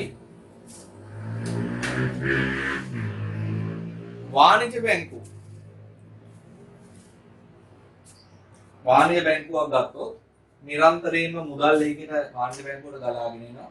හැම තප්පරෙම මුදල් එළියට යනවා. හරිද? හැම තප්පරෙම මුදල් ඇතුළට එනවා. හැම තප්පරෙම මුදල් එළියට යනවා. එතකොට මහ බැංකුව වාණිජ බැංකුවක තියෙන මුදල් ප්‍රමාණය වෙලාවෙන් වෙලාවට තප්පරෙන් තප්පරයට වෙනස් වෙනවා. හිතන්න එක ගනුදෙනු දිනයක් අවසානයේදී වාණිජ බැංකුවකට මුදල් අර්බුදයක් එන්න පුළුවන්. ඒ කියන්නේ මුදල් හිඟයක් එන්න පුළුවන්. ඒ කියන්නේ තමන්ගේ ජංගම ගිණුම් හිමියෝ ගොඩාක් විශාල වටිනාකමක චෙක්පත් අනිත් බැංකුව වලට ලියලා නම් ඒ සල්ලි ටික දෙන්න වෙනවා අනිත් බැංකුව වලට. එච්චර සල්ලියක් මේ වාණිජ බැංකුවේ නැහැ. ඒකත් తాවකාලික තත්ත්වයක්. මොකද හෙට උදේ ආයි බැංකුව ඇරියාම මේ වාණිජ බැංකුවට අර මුදල් නැවත ගලන් එන්න පටන් ගන්නවා. ඒ නිසා ඒක తాවකාලික තත්ත්වයක්. තවත් බැංකුවකට අද ගනුදෙනු දිනේ අවසානයේදී විශාල මුදල් ප්‍රමාණයක් වාණිජ බැංකුව වාණිජ බැංකුව වලට හම්බ වෙනවා. හැබැයි යාට ලොකු ගෙවීම් ප්‍රමාණයක් කරන්නේ නැහැ. එයා ගාව සල්ලි ගොඩක් ඉතුරු වෙලා තියෙනවා. පැහැදිලිද? ඒතකොට එයාට තියෙන අධිද්‍රව්‍යශීලතාවය. ඔය වර්ග දෙකේම බැංකු ඉන්නවා බැංකු පද්ධතිය ඇතුළේ. දැන් මහ බැංකුව උදේ පාන්දර මොකද කළේ? ආර්ථිකයේ සමස්ත මුදල් සැපයුම තියෙන්න ඕන මට්ටමේම පවත්වාගෙන යනවා. ආර්ථිකයේ තියන්න ඕනේ මුදල් සැපයුම බිලියන 100යි නම් වැඩි නම් නිත්‍ය දැන්පතු පහසුකම් ක්‍රියාත්මක කරලා අඩු කරනවා. ඒ අඩු කරන්නේ බැංකු පද්ධතියේ තියෙන මුදල් සැපයුම. ඊළඟට පූර්ණ ද්‍රවශීලතාවයක් තියෙනවා නම් සල්ලි මදි නම් නිත්‍ය ණය පහසුකමක් ක්‍රියාත්මක කරලා බැංකු පද්ධතියට මුදල් නිදහස් කරනවා. දැන් එතකොට මහ බැංකුව නිත්‍ය ණය පහසුකම් සහ නිත්‍ය දැන්පතු පහසුකම් ක්‍රියාත්මක කරලා තියෙන නිසා ආර්ථිකයේ සමස්ත මුදල් සැපයුම තියෙන්න ඕන මට්ටමේම තියෙනවා. හැබැයි තාම ප්‍රශ්නේ විසඳෙන්නේ නැහැ. හේතුව තමයි තනි බැංකුවල තාමත් ද්‍රවශීලතා ඌනතාවයක් තියෙන්න පුළුවන්. සමහර බැංකුවල ද්‍රවශීලතා හිඟයක් තියෙන්න පුළුවන්. ඉතින් ආර්ථිකයේ සමස්තයක් විදිහට ගත්තොත් තියෙන්න ඕනේ රුපියල් බිලියන 100යි. මේ බැංකු පද්ධතිය ඇතුලේ රුපියල් බිලියන 100ක් දැන් තියෙනවා. කියන්නේ බැංකු පද්ධතියේ ද්‍රවශීලතාවයේ ගැටලුවක් නැහැ. හැබැයි බැංකු තියෙනවා නම් ලංකාවේ තියෙන බැංකු 25ක් විතර 20ක තියෙන්න පුළුවන් ද්‍රවශීලතා හිඟයක්. හරිද? හැබැයි ඒගොල්ලන්ට මදි මුදල් ප්‍රමාණය ඉතුරු බැංකු පහගාව තියෙනවා. පැහැදිලිද? මොකද ආර්ථිකයේ සමස්ත මුදල් සැපයීම පාලනය කරලා තියෙනවා. එහෙම නැත්නම් ගනුදෙනු දිනයක් අවසානයේදී ආර්ථිකයේ සමස්ත මුදල් සැපයීම සමාන කරලා තිබ්බට බැංකු 20කටම සල්ලි වැඩි. හැබැයි මේ වැඩි මුදල් ප්‍රමාණය සමාන මුදල් ප්‍රමාණයක් ඉතුරු බැංකු පහට මදි. හරිද? ඔක වෙන්න පුළුවන්. ඔක සරල කතාවක්. එතකොට ඔන්න ඔය වගේ තත්ත්වයක් ඇති වුණොත් බැංකු වලට තමන්ගේ මුදල් ඌනතාවයන්, తాවකාලික අරමුදල් ඌනතාවයන් සපුරා ගන්න, తాවකාලික අරමුදල් අතිරික්තයන් ආයෝජනය කරලා පොලි ආදායමක් උපය ගන්න වෙළඳපොළක් තියෙනවා. ඒකට අපි කියන්නේ අන්තර් බැංකු ඒක්ෂණ ණය වෙළඳපොළ. අන්තර් බැංකු ඒක්ෂණ ණය වෙළඳපොළ. එතකොට මේ වෙළඳපොලේ ඉන්නේ වාණිජ බැංකු විතරයි. මේ වෙළඳපොලේ මහ බැංකුව නැහැ. හරිද? මේ වෙළඳපොලේ ඉන්නේ වාණිජ බැංකුව. මේ වෙළඳපොලේ ගනුදෙනු දිනයක් අවසානයේදී අරමුදල් අතිරික්ත තියෙන අය මේ වෙළඳපොලට එනවා තමන්ගේ අරමුදල් සපයන්න. ඒ ක්ෂණ ණය වෙළඳපොලේ ණය සැපයීමට එනවා. මොකද හෙට උදේ වෙනකන් සල්ලි ටික අතිරික්ත මුදල් ටික නිකන් තියන් ඉන්නේ අපරාධේ. කාට හරි ණයක් දීලා මට පොලි ආදනක් උපයන්න පුළුවන්. අරමුදල් ඌනතා තියන අය එනවා ණය ඉල්ලුම් කරගෙන. සල්ලි ඉල්ලගෙන එනවා. එතකොට වාණිජ බැංකුව මොකද කරන්නේ? අරමුදල් අතිරික්ත තියෙන අය අරමුදල් ඌනතාවයක් තියෙන අයට ණය දීලා අරමුදල් ඌනතාවයේ තියෙන කට්ටියගේ මුදල් අවශ්‍යතාවය සම්පූර්ණ කරනවා. අතිරික්ත අරමුදල් තියෙන අයට පොලි අනුපාතයකුත් උපය ගන්න අවස්ථාවක් ලබා දෙනවා. පැහැදිලි නේද වැඩි? හිතන්න එක දවසක් අවසානයේදී මේ තියෙන්නේ ඔය අන්තර් බැංකු වේක්ෂණ ණය වෙළඳපොලේ ඉල්ලුම සහ සැපයීම. ණය ඉල්ලුමයි ණය සැපයීමයි. ණය වෙළඳපොලක මිල කියන්නේ පොලි අනුපාතය කියලා. හරිද? අපි දාමු I කියලා. ඔන්න පොලි අනුපාතය I බිඳුව කියලා තීරණය වෙලා තියෙනවා. එක දවසකදී අපේ බැංකු 25න් බැංකු 20කටම සල්ලි මදි. හරිද? ඒ කියන්නේ ණය ඉල්ලගෙන 25 දෙනෙක් එනවා. ණය ඉල්ලුම වැඩි වෙනවා. මේ වක්‍රේ දකුණට විදන්නේ. එතකොට මොකද වෙන්නේ? මේ වෙළඳපොලේ පොලි අනුපාතකේ වැඩි වෙනවා. අර අරමුදල් අතිරික්ත තියෙන අය දන්නවා 20කටම සල්ලි මදි. අපි බස් දෙනා ගාව විතරයි සල්ලි තියෙන්නේ. ඒ හින්දා අපි අඩු පොලි අනුපාතයෙන් ණය දෙන්න ඕනේ නැහැ. ඔයා දන්නවනේ ඉල්ලුම වැඩි වෙන්න මිල ඉහළ යනවා. පොලි අනුපාතය වැඩි වෙනවා. ඊළඟට තවත් දවසක් තියෙන්න පුළුවන් බැංකු 20කටම සල්ලි වැඩි. බැංකු 5කටයි සල්ලි මදි.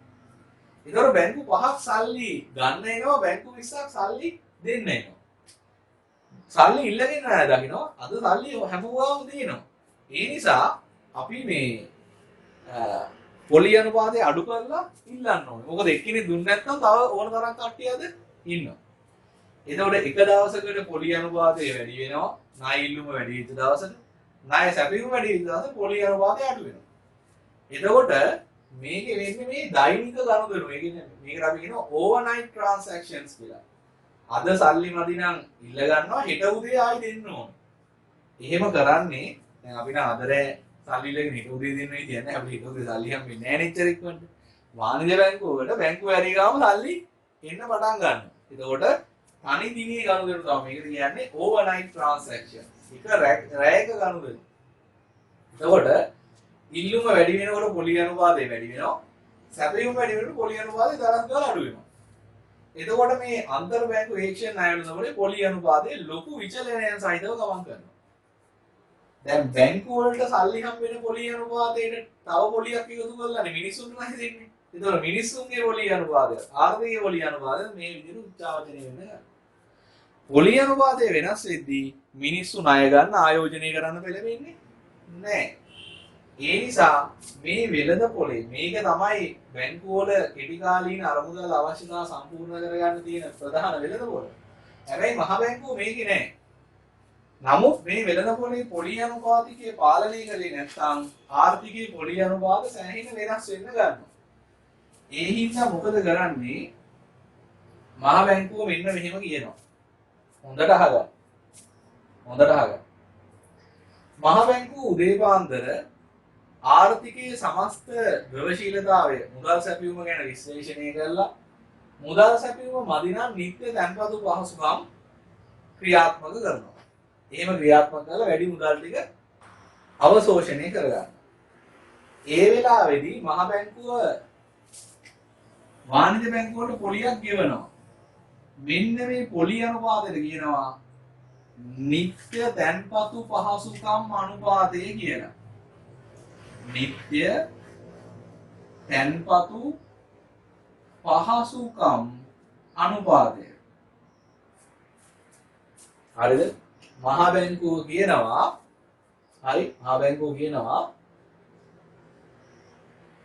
ඔයා ගාව අතිරික්ත මුදල් තියෙනවා නම් දැන් මේකේ උනේ වාණිජ බැංකුවලේ මහ බැංකුවල සල්ලි කියන්නේ එයා කියනවා මම සමස්ත ආර්ථිකයේ මුදල් සැපයීම දැන් පාලනය කරලා තියෙන. ගාන්ට තියෙනවා අඩුත් නැහැ වැඩිත් නැහැ. හැබැයි ගනුදෙනු දිනයක් අවසානයේදී තව දුරටත් ඉන්නවා නම් වාණිජ බැංකුව අතිරික්ත අරමුදල් තියෙන මහ බැංකුව කියනවා. කරනවා නෙමෙයි කියනවා. ඔයාට කැමති තරම් සල්ලි අරන් ඉන්න. මම නිත්‍ය තැන්පතු පහසුකම් විවෘත කරලා දෙනවා. ඔයාගේ අතිරික්ත අරමුදල් මහ බැංකුවේ තැන්පත් කරනවා. එහෙම කරලා ඔයාලට පුළුවන් නිත්‍ය තැන්පතු පහසුකම් අනුපාතයේ පොලී ආදායම විදිහට ලබා ගන්න. පැහැදිලිද? හරි. ඊළඟට ඕන ද්‍රවශීලතාවයක් තියෙනවා නම් මහ බැංකුව උදේ පාන්දර දෛනික වෙන්දේසි ක්‍රියාත්මක කරලා නිත්‍ය ණය පහසුකම් හරහා ඕන ද්‍රවශීලතාවයේ ආර්ථිකයට මුදා හැරලා තියෙනවා. ඒ කියන්නේ සමස්ත මුදල් සැපයීම තියෙන ඕන මට්ටමේම තියෙනවා. මහ බැංකුව ආයිත් කියනවා කරනවා නෙමෙයි කියනවා තවදුරටත් ඉන්නවා නම් වාණිජ බැංකුව අරමුදල් හිඟ මම ඔයාලට ඕන තරම් ණය දෙනවා. ණය දෙනවා මෙන්න මේ පොලි අනුපාතයේ යටතේ. මේකට කියනවා නිත්‍ය ණය පහසුකම් අනුපාතය. නිත්‍ය ණය පහසුකම් අනුපාතය. පැහැදිලි? අපි උපකල්පනය කරමු නිත්‍ය තැන්පතු පහසුකම් අනුපාතයේදී මහ බැංකුව පොලියක් ගෙවනවනේ. අපි හිතමු මේ පොලිය අනුපාතය 4.5යි කියලා. මහ බැංකුව ගෙවනවා. මහ බැංකුව අය කරන එක ඊට ටිකක් අනිවාර්යයෙන්ම වැඩි. අපි හිතමු 5යි කියලා. හරි. දැන් මෙන්න මේකෙන් මොනවද? මහ බැංකුව ප්‍රසිද්ධ කරලා තියෙන නිසා ඕනෙක් කෙනෙක්ට ළමගේ අතිරික්ත අරමුදල් මහ බැංකුවේ තැන්පත් කරන්න පුළුවන් නිත්‍ය තැන්පතු පහසුකම් අනුපාතය යටතේ. මම දෙනවා 4.5. ඕනෙක් කෙනෙක්ට සල්ලි මදි නම් මම 5 ගානේ ඕන තරම් ණය දෙනවා. එන්න වංගාව. කියලා තියෙන නිසා. එහෙම කරන්නේ නැහැ කියලා දිනවා. කියලා තියෙන නිසා අන්තර් බැංකු ඒක්ෂණ ණය වෙළඳපොලේ පොලි අනුපාතකේ මං ගුවනේ සල්ලි මදි අය වැඩි නම් යම් දවසක ණය ඉල්ලුම වැඩි පොලි අනුපාතය වේගෙන් ඉහළ යනවා. හරිද? වේගෙන් ඉහළ යන්නේ නැහැ 100ට වඩා. හේතුව තමයි අන්තර් බැංකු ඒක්ෂණ ණය වෙළඳපොලේ මුදල් හොයාගෙන ඉන අය දන්නවා මහ බැංකුවේ ණය ගන්න පුළුවන් 105ට. එහෙනම් මොලේ පණ තියෙන වාණිජ බැංකුවක් ළමයි. Tamanට සල්ලි මදි වුණාම අන්තර් බැංකු ඒක්ෂණ ණය වෙළඳපොලෙන් කවදාවත් 100ට 5ට වඩා වැඩි පොලියෙන් ණය ගන්නේ නැහැ. ඇයි? මේ වෙළඳපොලට යන්න ඕනේ මහ බැංකුවර ගාවට ගියාම 105ට ණය දෙනවා. එහෙනම් ණය දෙන්න ඉන්න අය දන්නවා අපි පොලි අනුපාතය වැඩි කළාට වැඩක් නැහැ. අද ගොඩක් අයට සල්ලි මදි වුණාට අපි පොලි අනුපාතයේ 105ට වඩා වැඩි කළොත් මේගොල්ලෝ මහ බැංකුවට යනවා. එහෙනම් අන්තර් බැංකු ඒක්ෂණ ණය වෙළඳපොලේ පොලි අනුපාතිකයේ උපරිම සීමාව වෙන්නේ වැඩිවටම වැඩි වෙන්නේ නිත්‍ය ණය අනුපාතයට. නිත්‍ය ණය පහසුකම් අනුපාතයට. ඊට වඩා වැඩි වෙන්නේ නැත්තේ ඇයි?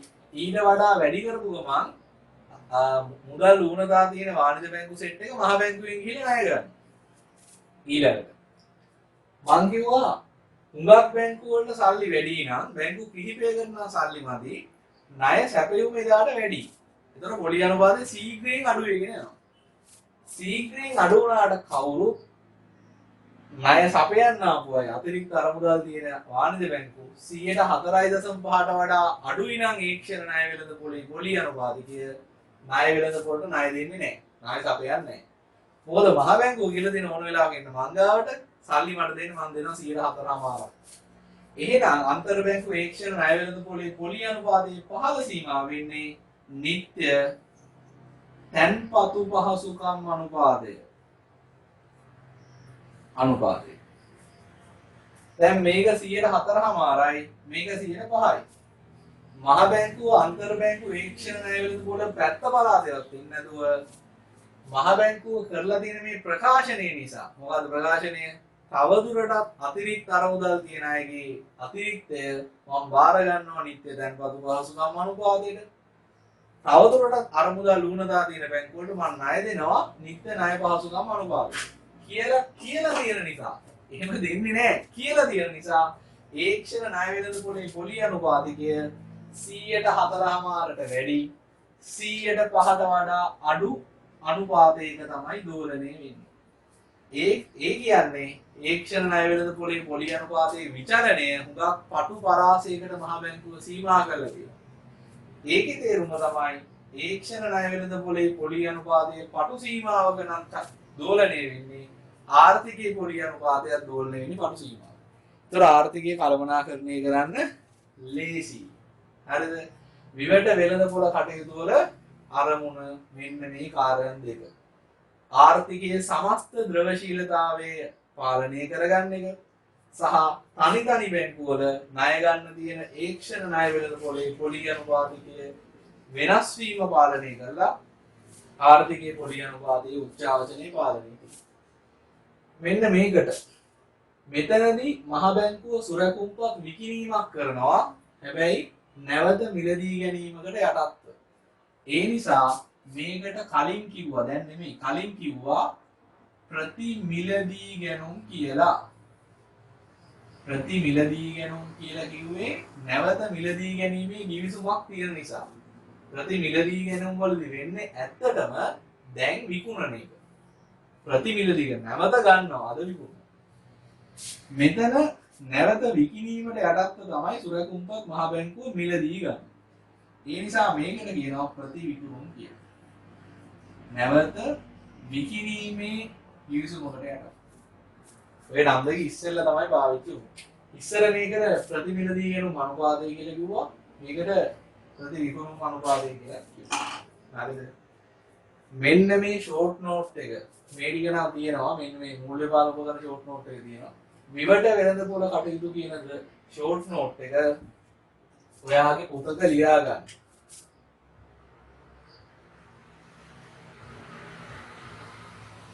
දෛනික ද්‍රවශීලතාවය. අදි නම් වුණොත් මොකද? පූර්ණ නම් වුණොත් මොකද?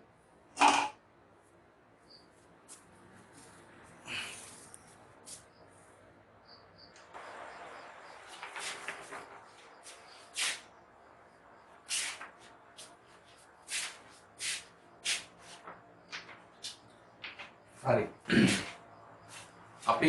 අපි ඉගෙන ගත්ත දේවල් ටික ලියා ගමු. 12 වෙනි පිටුවේ අපි ඉන්නේ මූල්‍ය ප්‍රතිපත්තිය. ආර්ථික හා මිල ස්ථායීතාවය යන සාර්වාර්ථික අරමුණු වෙත ළඟා වීමට මුදලේ මිල එකක් පිරිවැය. එනම් පොලි අනුපාතිකය. මුදලේ මිල තමයි නැත්නම් මුදලේ පිරිවැය තමයි පොලි අනුපාතිකය කියන්නේ. සහ මුදලේ සුලභතාවය. එනම් මුදල් සැපයීම. ඔයා ලියනකොට ඔයා උත්තරේ ලියනකොට විභාගෙට මේ දෙකම ලියන්න ඕනේ මුදල් සැපයීමයි මුදලේ සුලභතාවය කියලා. දෙකකින් ඕන එකක් ලියන්න. කෙරෙහි බලපෑම් කිරීමට මූල්‍ය උපකරණ හැසිරවීමේ ක්‍රියාවලිය මූල්‍ය ප්‍රතිපත්තිය ලෙස හැඳින්වේ. මූල්‍ය ප්‍රතිපත්තිය ක්‍රියාත්මක කිරීමේ බලධාරී ආයතනය වන්නේ ශ්‍රී ලංකා මහ බැංකුවයි. මූල්‍ය ප්‍රතිපත්තිය ක්‍රියාත්මක කිරීමට මහ බැංකුව විසින් භාවිතා කරන උපක්‍රම ඒවට තමයි උපකරණ කියන්නේ මූල්‍ය ප්‍රතිපත්ති උපකරණ ලෙස හඳුන්වයි. මෙම මූල්‍ය ප්‍රතිපත්ති උපකරණ ප්‍රධාන කොටස් දෙකකි. එකක් ප්‍රමාණාත්මක මූල්‍ය ප්‍රතිපත්ති උපකරණ අනිත් එක ගුණාත්මක මූල්‍ය ප්‍රතිපත්ති උපකරණ. පළවෙනි එක ප්‍රමාණාත්මක මූල්‍ය ප්‍රතිපත්ති උපකරණ. මේක කියනවා ණය පරිමාව සහ ගලා යන දිශාව පාලනය කිරීමට. ඒක ළමයි ණය පරිමාව සහ ගලා යන දිශාව කියන වචනේ කපන්න ඕනේ. ණය පරිමාව ඉතුරු කරලා සහ ගලා යන දිශාව කියන වචනේ කපන්න. එතකොට එන්න ඕනේ ණය පරිමාව කියන්නේ මුදල් සැපයීමට. මුදල් සැපයීම පාලනය කිරීම සඳහා මහ බැංකුව ගන්නා ක්‍රියාමාර්ග ගුණාත්මක නෙමෙයි ඒක ප්‍රමාණාත්මක කරනවා. ගුණාත්මක කියන්නේ ප්‍රමාණාත්මක මූල්‍ය පාලන උපකරණ ලෙස හැදින්වෙනවා. ප්‍රධාන වශයෙන් තුනයි ප්‍රතිපත්ති පොලි අනුපාත, දෙක විවට ව්‍යවස්ථාපිත සංචය අනුපාතය, තුන විවට වෙළඳපොළ කටයුතු. මේකේ පොතේ මුලින්ම තියෙන්නේ ප්‍රතිපත්ති පොලි අනුපාත. හැබැයි අපි විවට වෙළඳපොළ කතා කරලා මේ දෙක එකිනෙකට සම්බන්ධයි. අපි මුලින් විවට වෙළඳපොළ බලමු. 15 වෙනි පිටුවේ තියෙනවා විවට වෙළඳපොළ කටයුතු. මුදල් වෙළඳපොලේ ද්‍රවශීලතාවය සහ පොලි අනුපාතය පාලනය කිරීමේ අරමුණෙන් මහ බැංකුව විවෘත වෙළඳපොලේ රජයේ සුරකුම්පත් මිලදී ගැනීම සහ විකිණීම විවිධ ඕකට විවිධ කියලා කියනවා, විවට කියලා කියනවා, විවෘත කියලා කියනවා. තුනම එකයි. විවිධ වෙළඳපොළ කටයුතු ලෙස හැඳින්වේ. හයිලයිට් කරන්න. ද්‍රවශීලතාවය සහ පොලි අනුපාතය පාලනය කිරීමට විවෘත වෙළඳපොලේ රජයේ සුරකුම්පත් විකිණීම සහ මිලට ගැනීම. මේකේ ප්‍රධාන අරමුණු දෙකයි. ආර්ථිකයේ ද්‍රවශීලතාවය හෙවත් මුදල් සැපයීම වෙනස් කිරීම. අන්තර් බැංකු ඒක්ෂණ ණය වෙළඳපොලේ පොලි අනුපාතයේ විචලනයේ සීමා කිරීම හරහා මෙන්න මේක විචලනයේ සීමා කිරීම හරහා මුදල් වෙළඳපොලේ පොලි අනුපාතිකයේ ස්ථාවර කිරීම. පළවෙනි එක ආර්ථිකයේ ද්‍රවශීලතාවය වෙනස් කිරීම. මහා බැංකුව විවෘත වෙළඳපොලේ සුරකුම්පත් මිලදීගත් විට මහා බැංකුවේ සිට මුදල් වෙළඳපොළ කරා ගලා යාම සිදුවේ. ඒ අනුව ආර්ථිකයේ මුදල් සැපයීම ඉහළයි. ඊළඟට කියනවා මහා බැංකුව විවෘත වෙළඳපොලේ සුරකුම්පත් විකිණීමෙන් මුදල් වෙළඳපොලෙන් මහා බැංකුව වෙත මුදල් ගලා යාම සිදුවේ. ඒ අනුව ආර්ථිකයේ මුදල් සැපයීම පහළයි. මෙම ක්‍රියාවලිය ආකාර කිහිපයකට සිදුවේ. ඒකේ සිදුවේ තරුවක් දාන්න වෙළඳපොලේ ද්‍රවශීලතාව වෙනස් කිරීමට දෛනික වෙන්දේසි පැවැත්වීම. දෛනික වෙන්දේසි කියන්නේ මෙන්න මේවා. හරි. මහා බැංකුව දෛනික වෙළඳපොලේ මුදල් සැපයීම තක්සේරු කර වෙළඳපොලේ ද්‍රවශීලතා හිමියක් පවතී නම් ප්‍රතිවිකුණුම් වලදී මහා බැංකුව ප්‍රතිවිකුණුම් වල යෙදෙන්නේ ද්‍රවශීලතා හිමියක් තියෙනවා. මේ ද්‍රවශීලතා ඌණයි නම් ප්‍රතිවිකුණුම් ගාව ලියා ගන්න නිත්‍ය ණය පහසුකම් කියලා. ප්‍රතිවිකුණුම් වල යෙදී. මෙමගින් වෙළඳපොලේ ද්‍රවශීලතා සැපයීම වැඩි වීමේ මුදල් ටික යනවා වාණිජ බැංකුවල. අන්තර් බැංකු ඒක්ෂණ ණය වෙළඳපොලේ පොලි අනුපාතයේ ඉහළ යාම මෙමගින් පාලනය වේ. නිත්‍ය ණය පහසුකම් අනුපාතය තමයි අන්තර් බැංකු ඒක්ෂණ ණය වෙළඳපොලේ උපරිම සීමාව. ඒ උපරිම සීමාව මගින් ඒක්ෂණ ණය වෙළඳපොලේ පොලි අනුපාතිකය වැඩි වෙන එක පාලනය කරනවා. මෙන්න මේ ටික හයිලයිට් කරන්න. මුදල් වෙළඳපොලේ ද්‍රවශීලතා හිඟයක් පවතී නම් ප්‍රතිවිකුණුම් වල යෙදේ. ඊට පස්සේ මුදල් සැපයීම වැඩි වේ. ඒක්ෂණ ණය වෙළඳපොලේ පොලි අනුපාතිකය ඉහළ යාම සීමා කළ හැකි කියන එක හයිලයිට් කරනවා. අනිත් අතර මුදල් වෙළඳපොලේ ද්‍රවශීලතා අතිරික්තයක් තියෙනවා මෙන්න මේ අවස්ථාව. ප්‍රති මිලදී ගැනුම්. ඒ කියන්නේ එතන ළඟින් ලියා ගන්න නිත්‍ය තැන්පතු පහසුකම්. මගින් මේ අවශෝෂණය කරගත හැකිය. මෙවගින් මුදල් වෙළඳපොලේ ද්‍රවශීලතා සැපයීම අඩු වේ. අන්තර් බැංකු ඒක්ෂණ ණය වෙළඳපොලේ පොලි අනුපාතිකය පහළ යාම පාලනය කරන්න පුළුවන්. මොකද නිත්‍ය තැන්පතු පහසුකම් අනුපාතිකය තමයි ඒක්ෂණ ණය වෙළඳපොලේ පොලි අනුපාතිකයේ පහළ සීමාව. හයිලයිට් කරන්න. ද්‍රවශීලතා අතිරික්ත පවතී නම් එය අවශෝෂණය කරගත හැකිය. ප්‍රතිමිලදී ගැනුම් කියන එකත් හයිලයිට් කරන්න. මුදල් සැපයීම අඩු වේ. ඒක්ෂණ ණය වෙළඳපොලේ පොලි අනුපාතිකයේ පහළ යාම පාලනය කරන්න. ඔන්න මෙන්න මේ ටික තමයි ඔය දාලා තියෙන්නේ. දෙවෙනි එක අන්තර් බැංකු ඒක්ෂණ ණය වෙළඳපොලේ පොලි අනුපාතික කොරිඩෝව කියන එක. මේ කොරිඩෝව කියන වචනේ පාවිච්චි කරන්නේ මහා බැංකුව නිත්‍ය තැන්පතු පහසුකම් අනුපාතයෙන් සහ නිත්‍ය ණය පහසුකම් අනුපාතයෙන් ඒක්ෂණ ණය වෙළඳපොලේ පොලි අනුපාතිකයේ උච්චාවචනය වෙනස් වීම පාලනය කරනවා. ඒ නිසා පොලි අනුපාතිකයේ වෙනස් වෙන්නේ පටු සීමාවක. මේ පටු සීමාවකට අපි කියනවා කොරිඩෝවක් කියලා. ඉස්කෝලේ තිබ්බේ කොරිඩෝවක් ඇවිදගෙන යන්න. ඒක පටු සීමාවක්. ඒ නිසා තමයි කොරිඩෝව කියන වචනේ පාවිච්චි කරලා තියෙන්නේ. වාණිජ බැංකුව වලට ඒකේ පළවෙනි වාක්‍යෙට කලින් පොඩි කැලලක් එකතු කරගන්න ඕනේ. මේ වාක්‍යයේ තියෙන්නේ වාණිජ බැංකුව වලට තම කෙටි කාලීන මූල්‍ය අවශ්‍යතා සපුරා ගැනීමට හැකි වෙළඳපොළයි කියලා. මේ වාක්‍යය පටන් ගන්න කලින් ලියන්න අන්තර් බැංකු ඒක්ෂණ ණය වෙළඳපොළ කියන කොටස ඇතුළත් කරගන්න. අන්තර් බැංකු ඒක්ෂණ ණය වෙළඳපොළ. එතකොට වාක්‍යය එන්න ඕනේ අන්තර් බැංකු ඒක්ෂණ ණය වෙළඳපොළ වාණිජ බැංකු වලට තම කෙටි කාලීන මූල්‍ය අවශ්‍යතා සපුරා ගැනීමට හැකි වෙළඳපොළයි කියනවා. මෙහිදී අතිරික්ත අරමුදල් ඇති බැංකු අරමුදල් ඌනතාවයක් පවතින බැංකු වෙත ඉතා කෙටි කාලීන ණය ලබා දෙයි. හරිද? ඊළඟට ලියන්න හිස් රූල් වල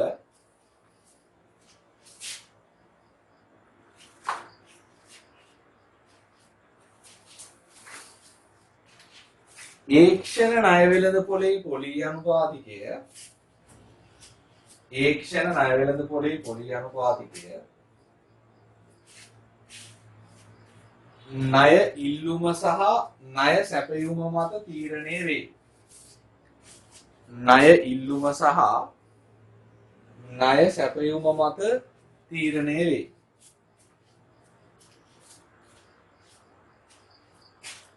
ඒ අනුව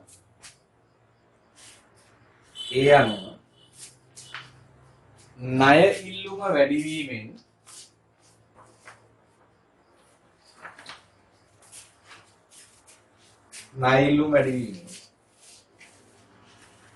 පොලී අනුපාතිකය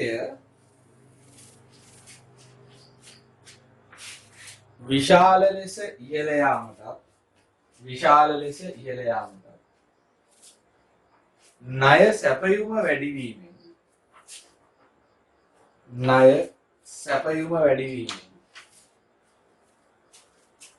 පොලී අනුපාතිකය අඛණ්ඩව පහළ යාමට පොලී අනුපාතිකය විශාල ලෙස පහළ යාමට අවදානමක් ඇත. ඉතුරු ටික තියෙනවා. මහ බැංකුව ප්‍රති මිලදී ගැනුම් හා ප්‍රති විකුණුම් පොලී අනුපාතිකයන් හරහා අන්තර් බැංකු ඒක්ෂණ මුදල් වෙළඳපොලේ පොලී අනුපාතිකය සඳහා පොලී අනුපාත කොරිඩෝවක් නිර්මාණය කර ඇත. ප්‍රති මිලදී ගැනුම් ගානෙන් ලියා ගන්න ඕනේ නිත්‍ය තැන්පතු පහසුකම් අනුපාතය, ප්‍රති විකුණුම් ගානෙන් ලියා ගන්න ඕනේ නිත්‍ය ණය පහසුකම් අනුපාතය. එහි පහළ සීමාව නිත්‍ය තැන්පතු පහසුකම් අනුපාතිකය වන අතර ඉහළ සීමාව නිත්‍ය ණය පහසුකම් අනුපාතිකය වේ. මෙම පොලී අනුපාතික කොරිඩෝව මහ බැංකුව ඇති කරන ලද්දේ වෙළඳපොලේ කෙටි කාලීන පොලී අනුපාතිකයේ උච්චාවචනය වළක්වා දීමටයි. පොලී අනුපාතිකයේ කොරිඩෝව තුළ පොලී අනුපාතිකයේ උච්චාවචනය වීමට ඉඩ සලසා ඇති අතර එය මහ බැංකුව විසින් සිදු කරන ලද නව ප්‍රවණතාවය. ඔයාලට පේනවා පොලී අනුපාතයේ කොරිඩෝව මෙතන ඉහළ සීමාව ගාමින් ලියා ගන්න ඕනේ නිත්‍ය ණය පහසුකම් අනුපාතය වරහන් ඇතුලේ ලියන්න ප්‍රති විකුණුම් අනුපාතය කියලා. පහළ සීමාව එහා පැත්තෙන් ලියන්න නිත්‍ය තැන්පතු පහසුකම් අනුපාතය වරහන් ඇතුලේ ප්‍රති මිලදී ගැනුම් අනුපාතය කියලා.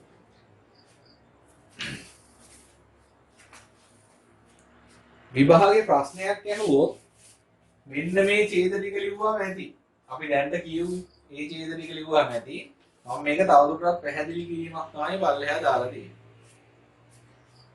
ඔයාලට පේනවා මේ තියෙන රූප සරහනෙන් අරමුදල් හිගයක් තියෙන ආයතනයක නැත්නම් වාණිජ බැංකුවකට මේ මහ බැංකුව කරන වැඩේ නිසා ඔප්ෂන් දෙකක් තියෙනවා.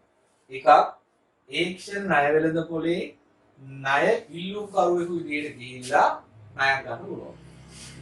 ඊළඟට මහ බැංකුවත් එක්ක ප්‍රති විකුණුම් කිවිසුමකට එළවෙන්නත් පුළුවන්. ඒකෝරත් වාණිජ බැංකුවට සල්ලි හම්බ වෙනවා. ලියන්න මෙහෙම. අරමුදල් ඌනතාවයක් ඇති වාණිජ බැංකුවක්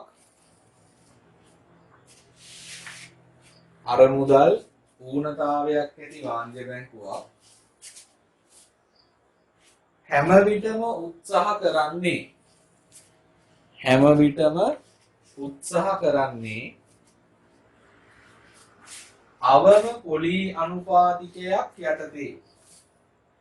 අවම පොලී අනුපාතිකයක් යටතේ තම අරමුදල් අවශ්‍යතා සපුරා ගැනීමටයි.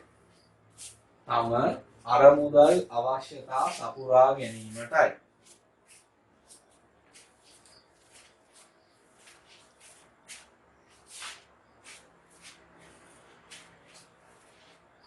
මහ බැංකුව ඒකම ලියන මහ බැංකුව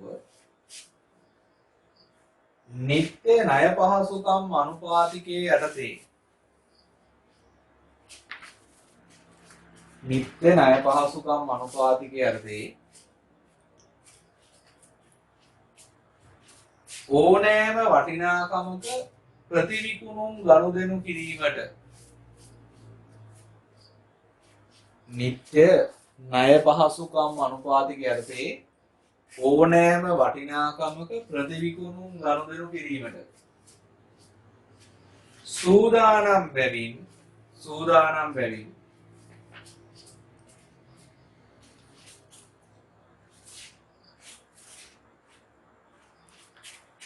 නිත්‍ය ණය අනුපාතයට වඩා වැඩි පොලී අනුපාතිකයක් යටතේ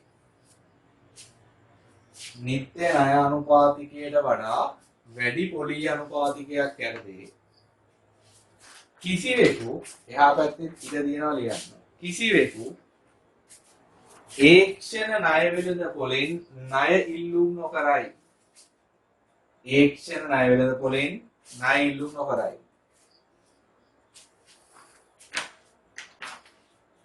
ඒ අනුව ඒක්ෂණ ණය වෙළඳ පොලේ පොලී අනුපාතිකයේ ඒක්ෂණ ණය වෙළඳ පොලේ පොලී අනුපාතිකයේ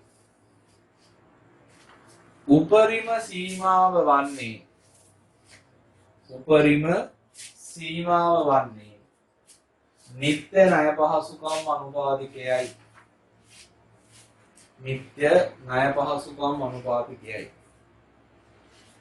ඊළඟට කොටුවේ තියෙනවා අරමුදල් අතිරික්තයක් තියෙන වාණිජ බැංකුවකට කරන්නත් ඔප්ෂන් දෙකක් තියෙනවා.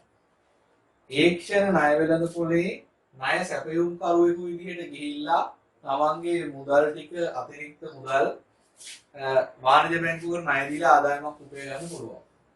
දෙවෙනි එක තමයි මහ බැංකුවත් එක්ක ප්‍රතිමිලදී ගෙනුම් ගිවිසුමකට එළඹිලා සල්ලි ටික මහ බැංකුවේ තැන්පත් කරලා පොලී ආදායමක් උපය ගන්නත් පුළුවන්. ලියන්න මෙහෙම. අතිරික්ත අරමුදල් ඇති වාණිජ බැංකුවක්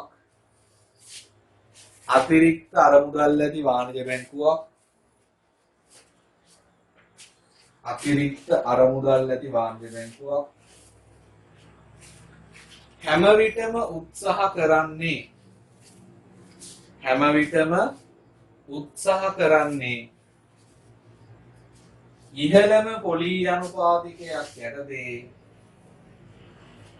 ඉහළම පොලී අනුපාතිකයක්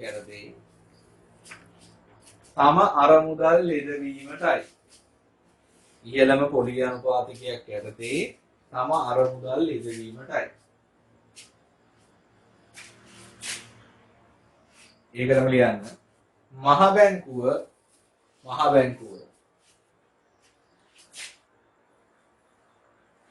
නිත්‍ය තැන්පතු පහසුකම් අනුපාතිකයේ යටතේ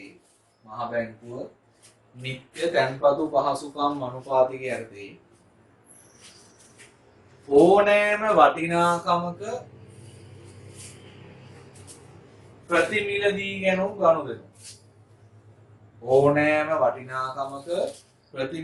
ගැනුම් ගනුදෙනු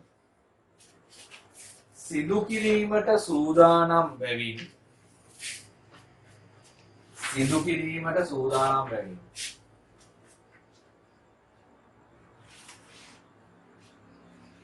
නිත්‍ය තැන්පතු පහසුකම් අනුපාතිකයට වඩා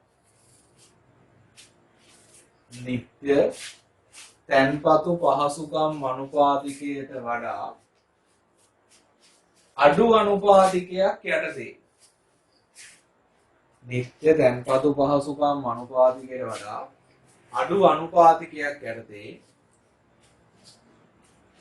කිසිවෙකු ඒක්ෂණ ණය වෙළඳ පොලේ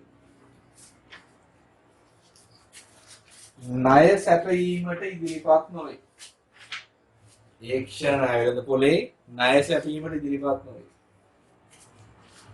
ඒ අනුව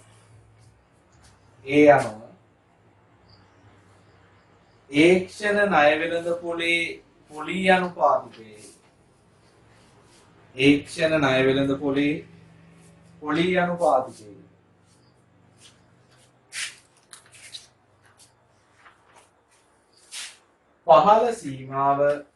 පහළ සීමාව නිත්‍ය තැන්පතු පහසුකම් අනුපාතිකයේ වේ. නිත්‍ය තැන්පතු පහසුකම් අනුපාතිකයේ වේ. ඕක තමයි විවට වෙළඳපොළ කටයුතු කියන්නේ. හරිද? ඊළඟට ඕකත් එක්කම තමයි ප්‍රතිපත්ති පොලී අනුපාතික කියන එක ගැට ගැහිලා තියෙන්නේ. ආර්ථිකයේ ප්‍රතිපත්ති පොලී අනුපාතික තියෙනවා තුනක්. මුදල් සැපයීම පාලනය කරන්න ගන්න ප්‍රතිපත්ති පොලී අනුපාතික තුනයි. ඒකෙන් දෙකක් දැන් අපි දන්නවා. එක තමයි නිත්‍ය තැන්පතු පහසුකම් අනුපාතිකය. නිත්‍ය තැන්පතු පහසුකම් අනුපාතිකය. දෙක මොකද්ද? දෙක නිත්‍ය ණය පහසුකම් අනුපාතිකය. තුන අපි දන්නේ. තුන බැංකු පොලී අනුපාතිකය. ඒකට මහ බැංකු පොලී අනුපාතිකය කියලා කියනවා. බැංකු පොලී අනුපාතිකය. Bank rate. මේකට දණ්ඩන පොලී අනුපාතිකය කියලා කියනවා. මොකද්ද මේ? මේ දෙක දන්නවද? තුන්වෙනි. දැන් ඔයා දැක්කා වාණිජ්‍ය බැංකුවකට කෙටි කාලීන ද්‍රව්‍යශීලතා ඉගයක් ආවට පස්සේ එයා යනවා ඒක්ෂණ ණය වෙළඳපොළට. හරිද? එහෙම ගිහිල්ලා තමන්ගේ අරමුදල් අවශ්‍යතා සපුර ගන්න කාට හරි බැරි වුණොත් අවසාන ණය දෙන්නා විදිහට යනවා මහ බැංකුවට. අරමුදල් ඌනතාවයක් ආවම දරක් ගාලා මහ බැංකුවට යන්නේ නැහැ. එයා බලනවා අනික් ක්‍රම වලින් සම්පූර්ණ කරගන්න පුළුවන්ද? එහෙමත් බැරි නම් යනවා මහ බැංකුවට. මේ මහ බැංකුව අවසාන ණය දෙන්නා විදියට යන්නම කෙනෙක් යන්නම දර නැත්නම් මහ බැංකුව ගාඩ. එහෙනම් මහ බැංකුව අවසාන ණය දෙන්නා ලෙස වාණිජ බැංකුව වලට ණය ලබා දෙද්දී අය කරන පොලිය තමයි බැංකු පොලී අනුපාතිකය කියලා කියන්නේ. මේකට දණ්ඩන පොලිය කියන්නේ මහ බැංකුව කියලා තියෙනවා වාණිජ බැංකුවක ද්‍රව්‍යශීලතාවය කළමනාකරණය කරගන්න විදිය. මම අලුතෙන් කියනවා. ඒ විදිහට වැඩ කළා නම් වාණිජ බැංකුවකට වෙන කෙනකින් තමන්ගේ අරමුදල් අවශ්‍යතාවය සම්පූර්ණ කරගන්න බැරි වෙන්නේ නැහැ. බැරි වෙන්නේ අනිත් අය මෙයාට ණය දෙන්නේ නැති නිසානේ. හරිද? එහෙම සම්පූර්ණ කරගන්න පුළුවන්කම තිබ්බනම් මහ බැංකුව ගාවට එන්න ඕනේ නැහැ. එහෙනම් අනිත් අය ණය නොදී මහ බැංකුව ගාවට එන්න වෙලා තියෙන්නේ වාණිජ බැංකුව මහ බැංකුව විදිහට වැඩ කරලා නැහැ. ඒකට දඩයක් විදිහට තමයි මේ පොලිය අය කරන්නේ. ඒ නිසා මේ පොලිය අනුපාතිකය වැඩි. අනිත් ඒවා මේ 104 තියෙනවා නම් මේකෙන් 115 විතර. ගොඩාක් වාණිජ බැංකු ප්‍රායෝගිකව මහ බැංකුව ගාවට ණය ගන්න යන්නේ නෑ වර්තමානයේ. ඒගොල්ලෝ තමන්ගේ වැඩේ හරියට කල්පනාකරණය කරගෙන යනවා. ඒතකොට මේ තුනක් තිබ්බට ඇත්තට මේ දෙක තමයි පාවිච්චි වෙන්නේ. හරිද? දැන් මේකෙන් කොහොමද පොලිය අනුපාතිකය තීරණය වෙන්නේ? මේකේ පොලිය අනුපාතිකය කියන්නේ මෙහෙමයි. මේ ඔක්කොම පොලිය අනුපාතික මහ බැංකුවයි වාණිජ බැංකුවයි අතර සිද්ධ වෙන ගනුදෙනු වලදී පාවිච්චි වෙන පොලිය අනුපාතික. නිත්‍ය ධනපතු පහසුකම් අනුපාතිකය වුණ වෙන්නේ ප්‍රතිමිලදී ගැනුම් වලදී. නිත්‍ය ණය පහසුකම් අනුපාතිකය පාවිච්චි වෙන්නේ ප්‍රතිවිකුණුම් වලදී. මේ දෙකම මහ බැංකුවයි වාණිජ බැංකුවයි අතර ඇති වෙන පොලිය අනුපාතික. බැංකු පොලිය අනුපාතිකයත් එහෙම තමයි. එහෙනම් මුලින්ම වෙන්නේ මොකද්ද? ප්‍රතිපත්ති පොලී අනුපාතික ටික වෙනස් වෙනවා. ප්‍රතිපත්ති පොලී අනුපාතික මේ තුනම ධාතු තුනක් තිබ්බම මේ තුනම ගමන් කරන්නේ එකම දිශාවට. අපි හිතමු වැඩි වෙනවා කියලා. වැඩි වුණාම වාණිජ බැංකුව වලට ණය හම්බෙච්ච සල්ලි හම්බෙච්ච පොලියට තව පොලියක් එකතු කරලා තමයි එයා අපිට ණය දෙන්නේ. එහෙනම් ආර්ථිකයේ පොලී අනුපාත මොකද වෙන්නේ එතකොට? එයාට හම්බෙන පොලිය වැඩි නම් එයත් අපේ වැඩි පොලියක් අය කරනවා වැඩි. එතකොට ණය ඉල්ලුමට මොකද වෙන්නේ? පොලිය අනුපාතික වෙන්න ණය ඉල්ලුම සංකෝචනය.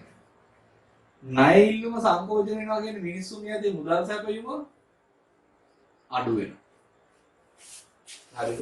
ප්‍රතිපත්ති පොලිය අනුපාතික සේරම අඩු වුණොත් ආර්ථිකයේ පොලිය අනුපාතිකත් අඩු වෙනවා. එතකොට ණය ඉල්ලුම වැඩි වෙනවා. මුදල් සැපයීම කියන්නේ වැඩි වෙනවා. ණය ගත්තාම මිනිස්සු විඳන් කරනවානේ. ඒක මුදල් සැපයීම වැඩි. ඔතන තුනක් තිබ්බට ඔය තුනම වැඩ කරන්නේ එකම විදිහට. මේ දෙක අතර සම්බන්ධයක් තියෙන්නේ මේ විවඩ වෙළඳපොළ ගනුදෙනු වලදී තමයි මේ පොලිය අනුපාතය දෙකම පාවිච්චි කරන්නේ. ඒ නිසා දැන් මහ බැංකුව මේ මූල්‍ය උපකරණය කියන්නේ අපි කියන්නේ මේක දෙකක් විදිහටනේ. ප්‍රතිපත්ති පොලිය අනුපාතිකයි විවඩ වෙළඳපොළයි. මහ බැංකුව මේක කියන්නේ විවඩ වෙළඳපොළ හා ප්‍රතිපත්තිමේ පොලිය අනුපාතික කියලා. දෙකම එකක් කරලා කියන්නේ. විභාගෙට දෙකක් විදිහට ලියන්න ලකුණු දෙන්න. හරි. 13 වෙනි පිටුව ප්‍රතිපත්ති පොලිය අනුපාතික. මූල්‍ය ප්‍රතිපත්ති මෙහෙයීමේදී මහ බැංකුව විසින් අනුගමනය කරන පොලිය අනුපාත ප්‍රතිපත්ති තුනයි. එකක් මහ බැංකු පොලිය අනුපාතිකය, නිත්‍ය දැන්පතු අනුපාතිකය, නිත්‍ය ණය අනුපාතිකය. පළවෙනි එක මහ බැංකු පොලිය අනුපාතිකය. එයා කියනවා ද්‍රවශීලතා දුෂ්කරතා වලට මුහුණ දෙන වාණිජ බැංකු වලට අවසාන ණය දෙන්නා වශයෙන් මහ බැංකුව විසින් වාණිජ බැංකු වලින් ණය කරන පොලිය. හයිලයිට් කරන්න අවසාන ණය දෙන්නා වශයෙන් මහ බැංකුව විසින් වාණිජ බැංකු වලින් ණය කරන පොලිය. මෙම පොලිය අනුපාතිකය වැඩි කළ විට වාණිජ බැංකු ණය ගැනීම අඩු වී සංචිත අඩු වී ණය දීම් අඩු වී ණය ලැබීමේ හැකියාවද අඩු වී මුදල් සංකෝචනය වේ. ඒ වගේම දැන්ම ලොකුවට හිතන්න එපා වාණිජ බැංකුව ක්‍රියාකාරීත්වයේ පාඩුවේ මේක තේරෙයි. මහ බැංකු පොලිය අනුපාතික අඩු කළාම මේක ප්‍රසාරණය වෙනවා. මේ තුනම ගමන් කරන්නේ එක විදිහට වැඩි කළාම අඩු වෙනවා අඩු කළාම වැඩි වෙනවා.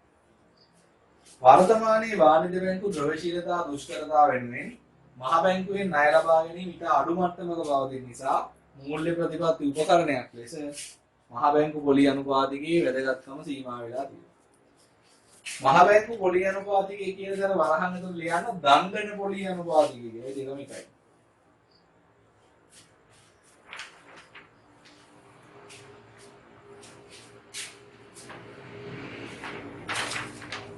හරි.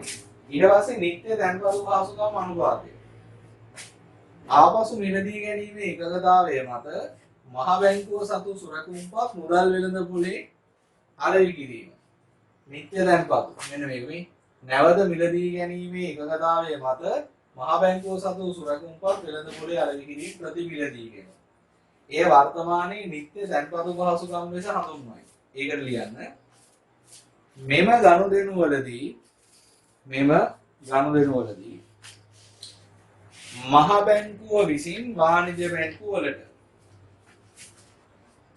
මහ බැංකුව විසින් වාණිජ බැංකුව වලට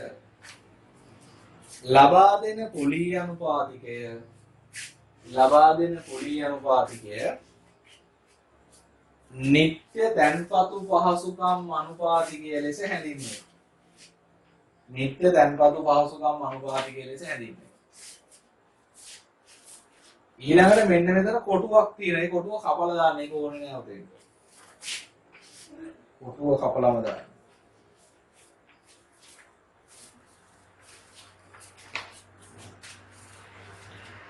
ඊළඟට කියනවා 14 වෙනි පිටු උඩම නිත්‍ය ණය අනුපාතිකය එහෙම නැත්නම් ප්‍රතිවිකුණුම අනුපාතිකය. මෙන්න මේකේ කියන්නේ.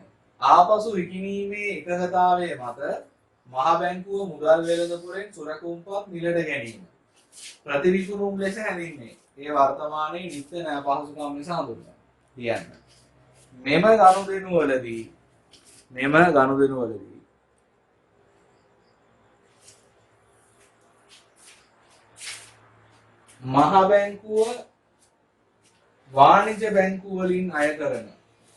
මහ බැංකුව වාණිජ බැංකු වලින් අය කරන පොලී අනුපාතිකය.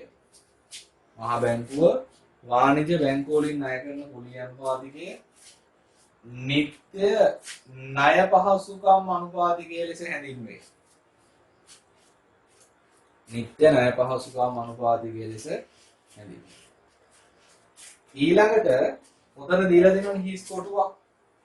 ඒ කොටුව කපන්න එපා ඒක ඕනේ. ඒ කොටුව ඇතුලේ මෙන්න මේක ලියා ගන්න.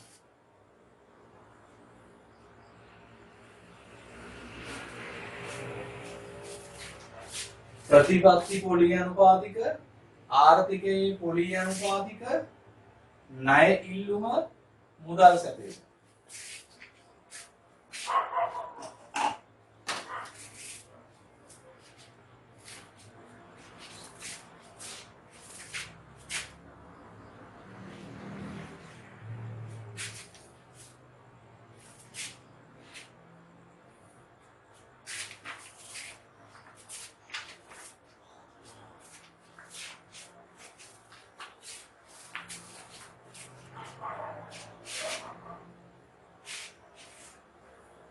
හරි. ඊළඟට යටින් තියෙන හිස් රූල් ටික කපලා දාන්න. ඒක වැඩක් නැහැ. අන්තිම මේ ප්‍රමාණාත්මක මූල්‍ය පාලන උපකරණය තමයි ව්‍යවස්ථාපිත සංචිත අනුපාතය.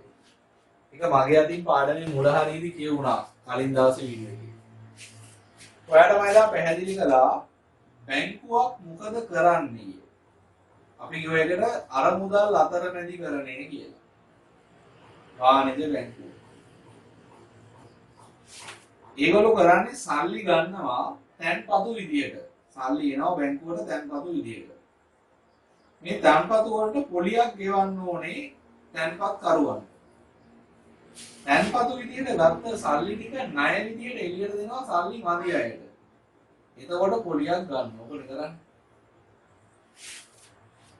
එතකොට තැන්පතු විදිහට වාණිජ්‍ය බැංකුව ඇතුළට ආපු හැම රුපියලකටම වාණිජ්‍ය බැංකුව පොලි ගෙවන්න ඕන. හැබැයි තැන්පතු විදිහට බැංකුව ඇතුළට එන සල්ලි වලින් ආදායමක් හම්බෙන්න නම් ඒ ටික ණය විදිහට නැවත එළියට දාන්න. ණය දුන්න ප්‍රමාණයට තමයි පොලියෙන් ආදායමක් එන්නේ. හරිද? වියදමක් තියෙනවා තැන්පතු විදිහට ගත්ත ඔක්කොගෙන්. ඔක්කොටම වියදමක් තියෙනවා. හැබැයි ආදායමක් එන්නේ ණයට දුන්න ප්‍රමාණයෙන් විතරයි. ඒ නිසා ලාභ උපරිම කරන්න උත්සාහ කරන වාණිජ්‍ය බැංකුවක් උපරිම ආදායමක් ලබන්න මොකද කරන්න ඕනේ? උපරිම විදිහට ණය දෙන්න ඕන. උපරිම විදිහට ණය දෙන්න කියම වෙන්නේ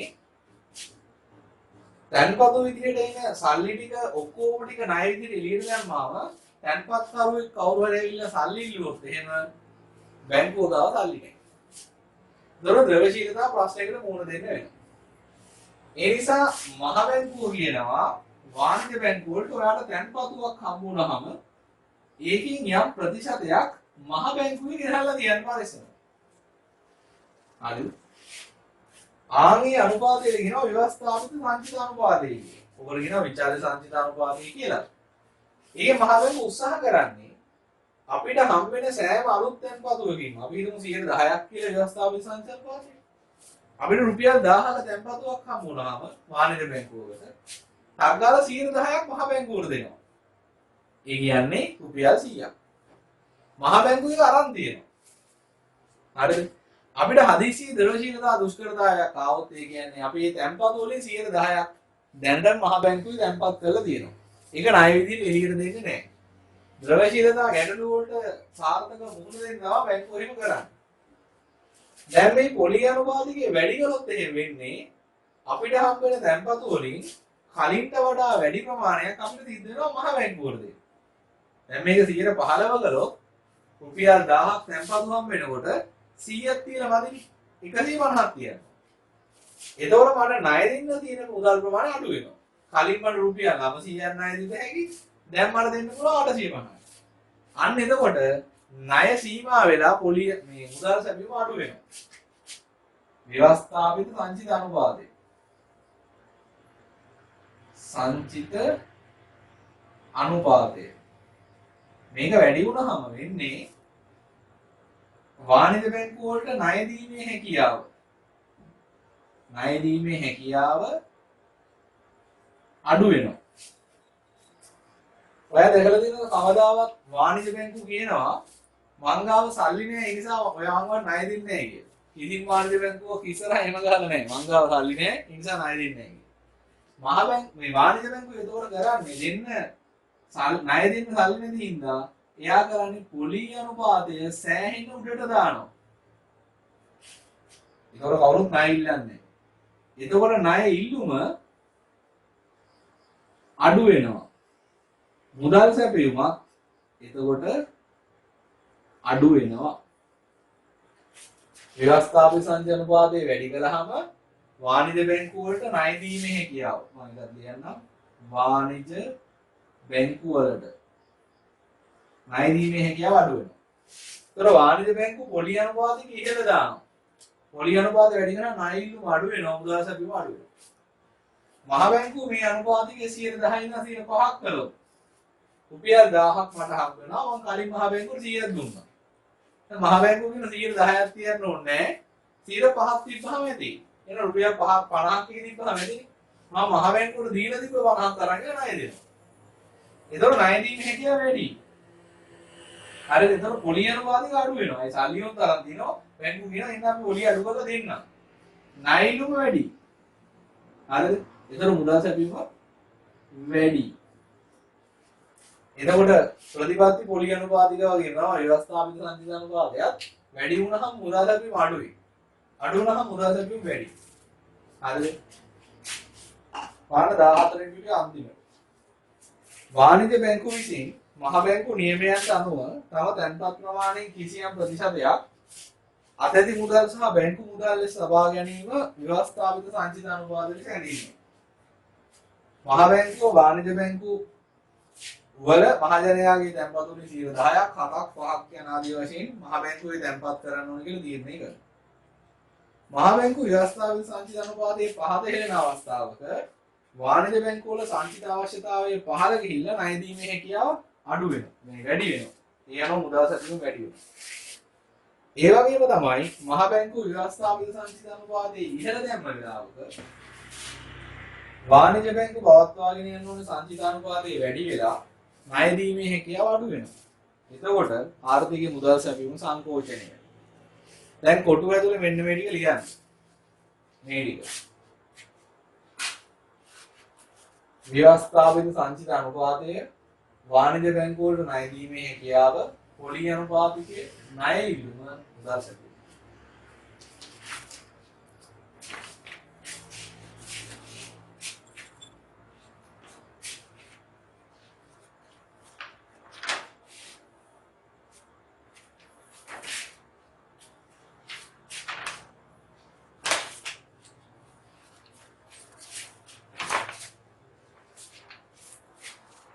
හරි. ඔන්න අපි ප්‍රමාණාත්මක මූල්‍ය පාලන උපකරණ ඔක්කොම කතා කරලා ඉවරයි. දැන් අපි ඉන්නේ ගුණාත්මක මූල්‍ය පාලන උපකරණ වලට. ඒකේ අපි ප්‍රමාණාත්මක තරම් ලොකු විස්තරයක් ඉගෙන ගන්න නැහැ. මොනවද කියලා විතරයි ඉගෙන ගන්න. පළවෙනි එකේ ණය පිළිබඳ සීමා පැනවීම. ණය පිළිබඳ සීමා. මම මේකෙන් කිව්වා කරන්නේ මුදල් සැපයීම ගලා යන දිශාව තීරණය කරනවා. එක කාලයකට යා කියනවා මුළු ණය වලින් 100ට 2ක් ගොවීන් සඳහා වෙන් කරන්න ඕනේ. බැංකුව 100ක් ණය දෙනවා නම් ඒකෙන් 2ක් දෙන්න ඕනේ ගොවියට. මිලියන 100ක් දෙනවා නම් ඔක්කොම ණය මිලියන 2ක් ගොවි ණය විදිහට දෙන්න ඕනේ. ඒකෙන් කරන්නේ මුදල් සැපයීමේ ප්‍රමාණය වෙනස් කරලා නෙවෙයි මිලියන 100 මිලියන 100මයි. හැබැයි ගොවියට ගන්න ප්‍රමාණය වැඩි කළා ටිකක්. ටික කාලයකට කියනවා ලීසින් විදියට දෙන්න පුළුවන් 150යි මුළු ණය වලින්. ඒ කියන්නේ වාහන සඳහා කරන ආයෝජනීය මිනිස්සු හරිද අඩු කරනවා. වාහන වලට යන මුදල් ප්‍රමාණය අඩු කරනවා. ඒ තමයි ණය පිළිබඳ සීමා කියලා කියන්නේ.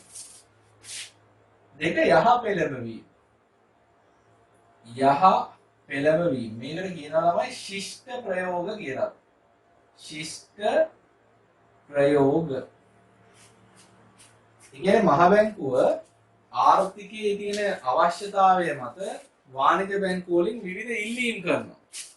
දැන් කොවිඩ් කාලේ මහ බැංකුව ඉල්ලීමක් කළා වාණිජ බැංකුව වලින් තමන්ගේ ණය ගත් අයගේ ණය වාරික පමා කරන්න කියලා. නීතියක් නෙමෙයි ඒක. මහ බැංකුව කරුණු පැහැදිලි කරලා දීලා වාණිජ බැංකුව වලින් ඉල්ලීමක් කරනවා. මහ බැංකුව ඉතින් බැංකුව වල ලොකු අයනේ මහ බැංකුව. ඒ හින්දා ලොකු අය කියන ඒවා සාමාන්‍යයෙන් පොඩි මල්ලි අහනවා. වාණිජ බැංකුව ඒ නිසා ඒවට කන් දෙනවා. ඊළඟට වර්ණාත්මක පොලී අනුපාත. වර්ණාත්මක පොලී අනුපාත.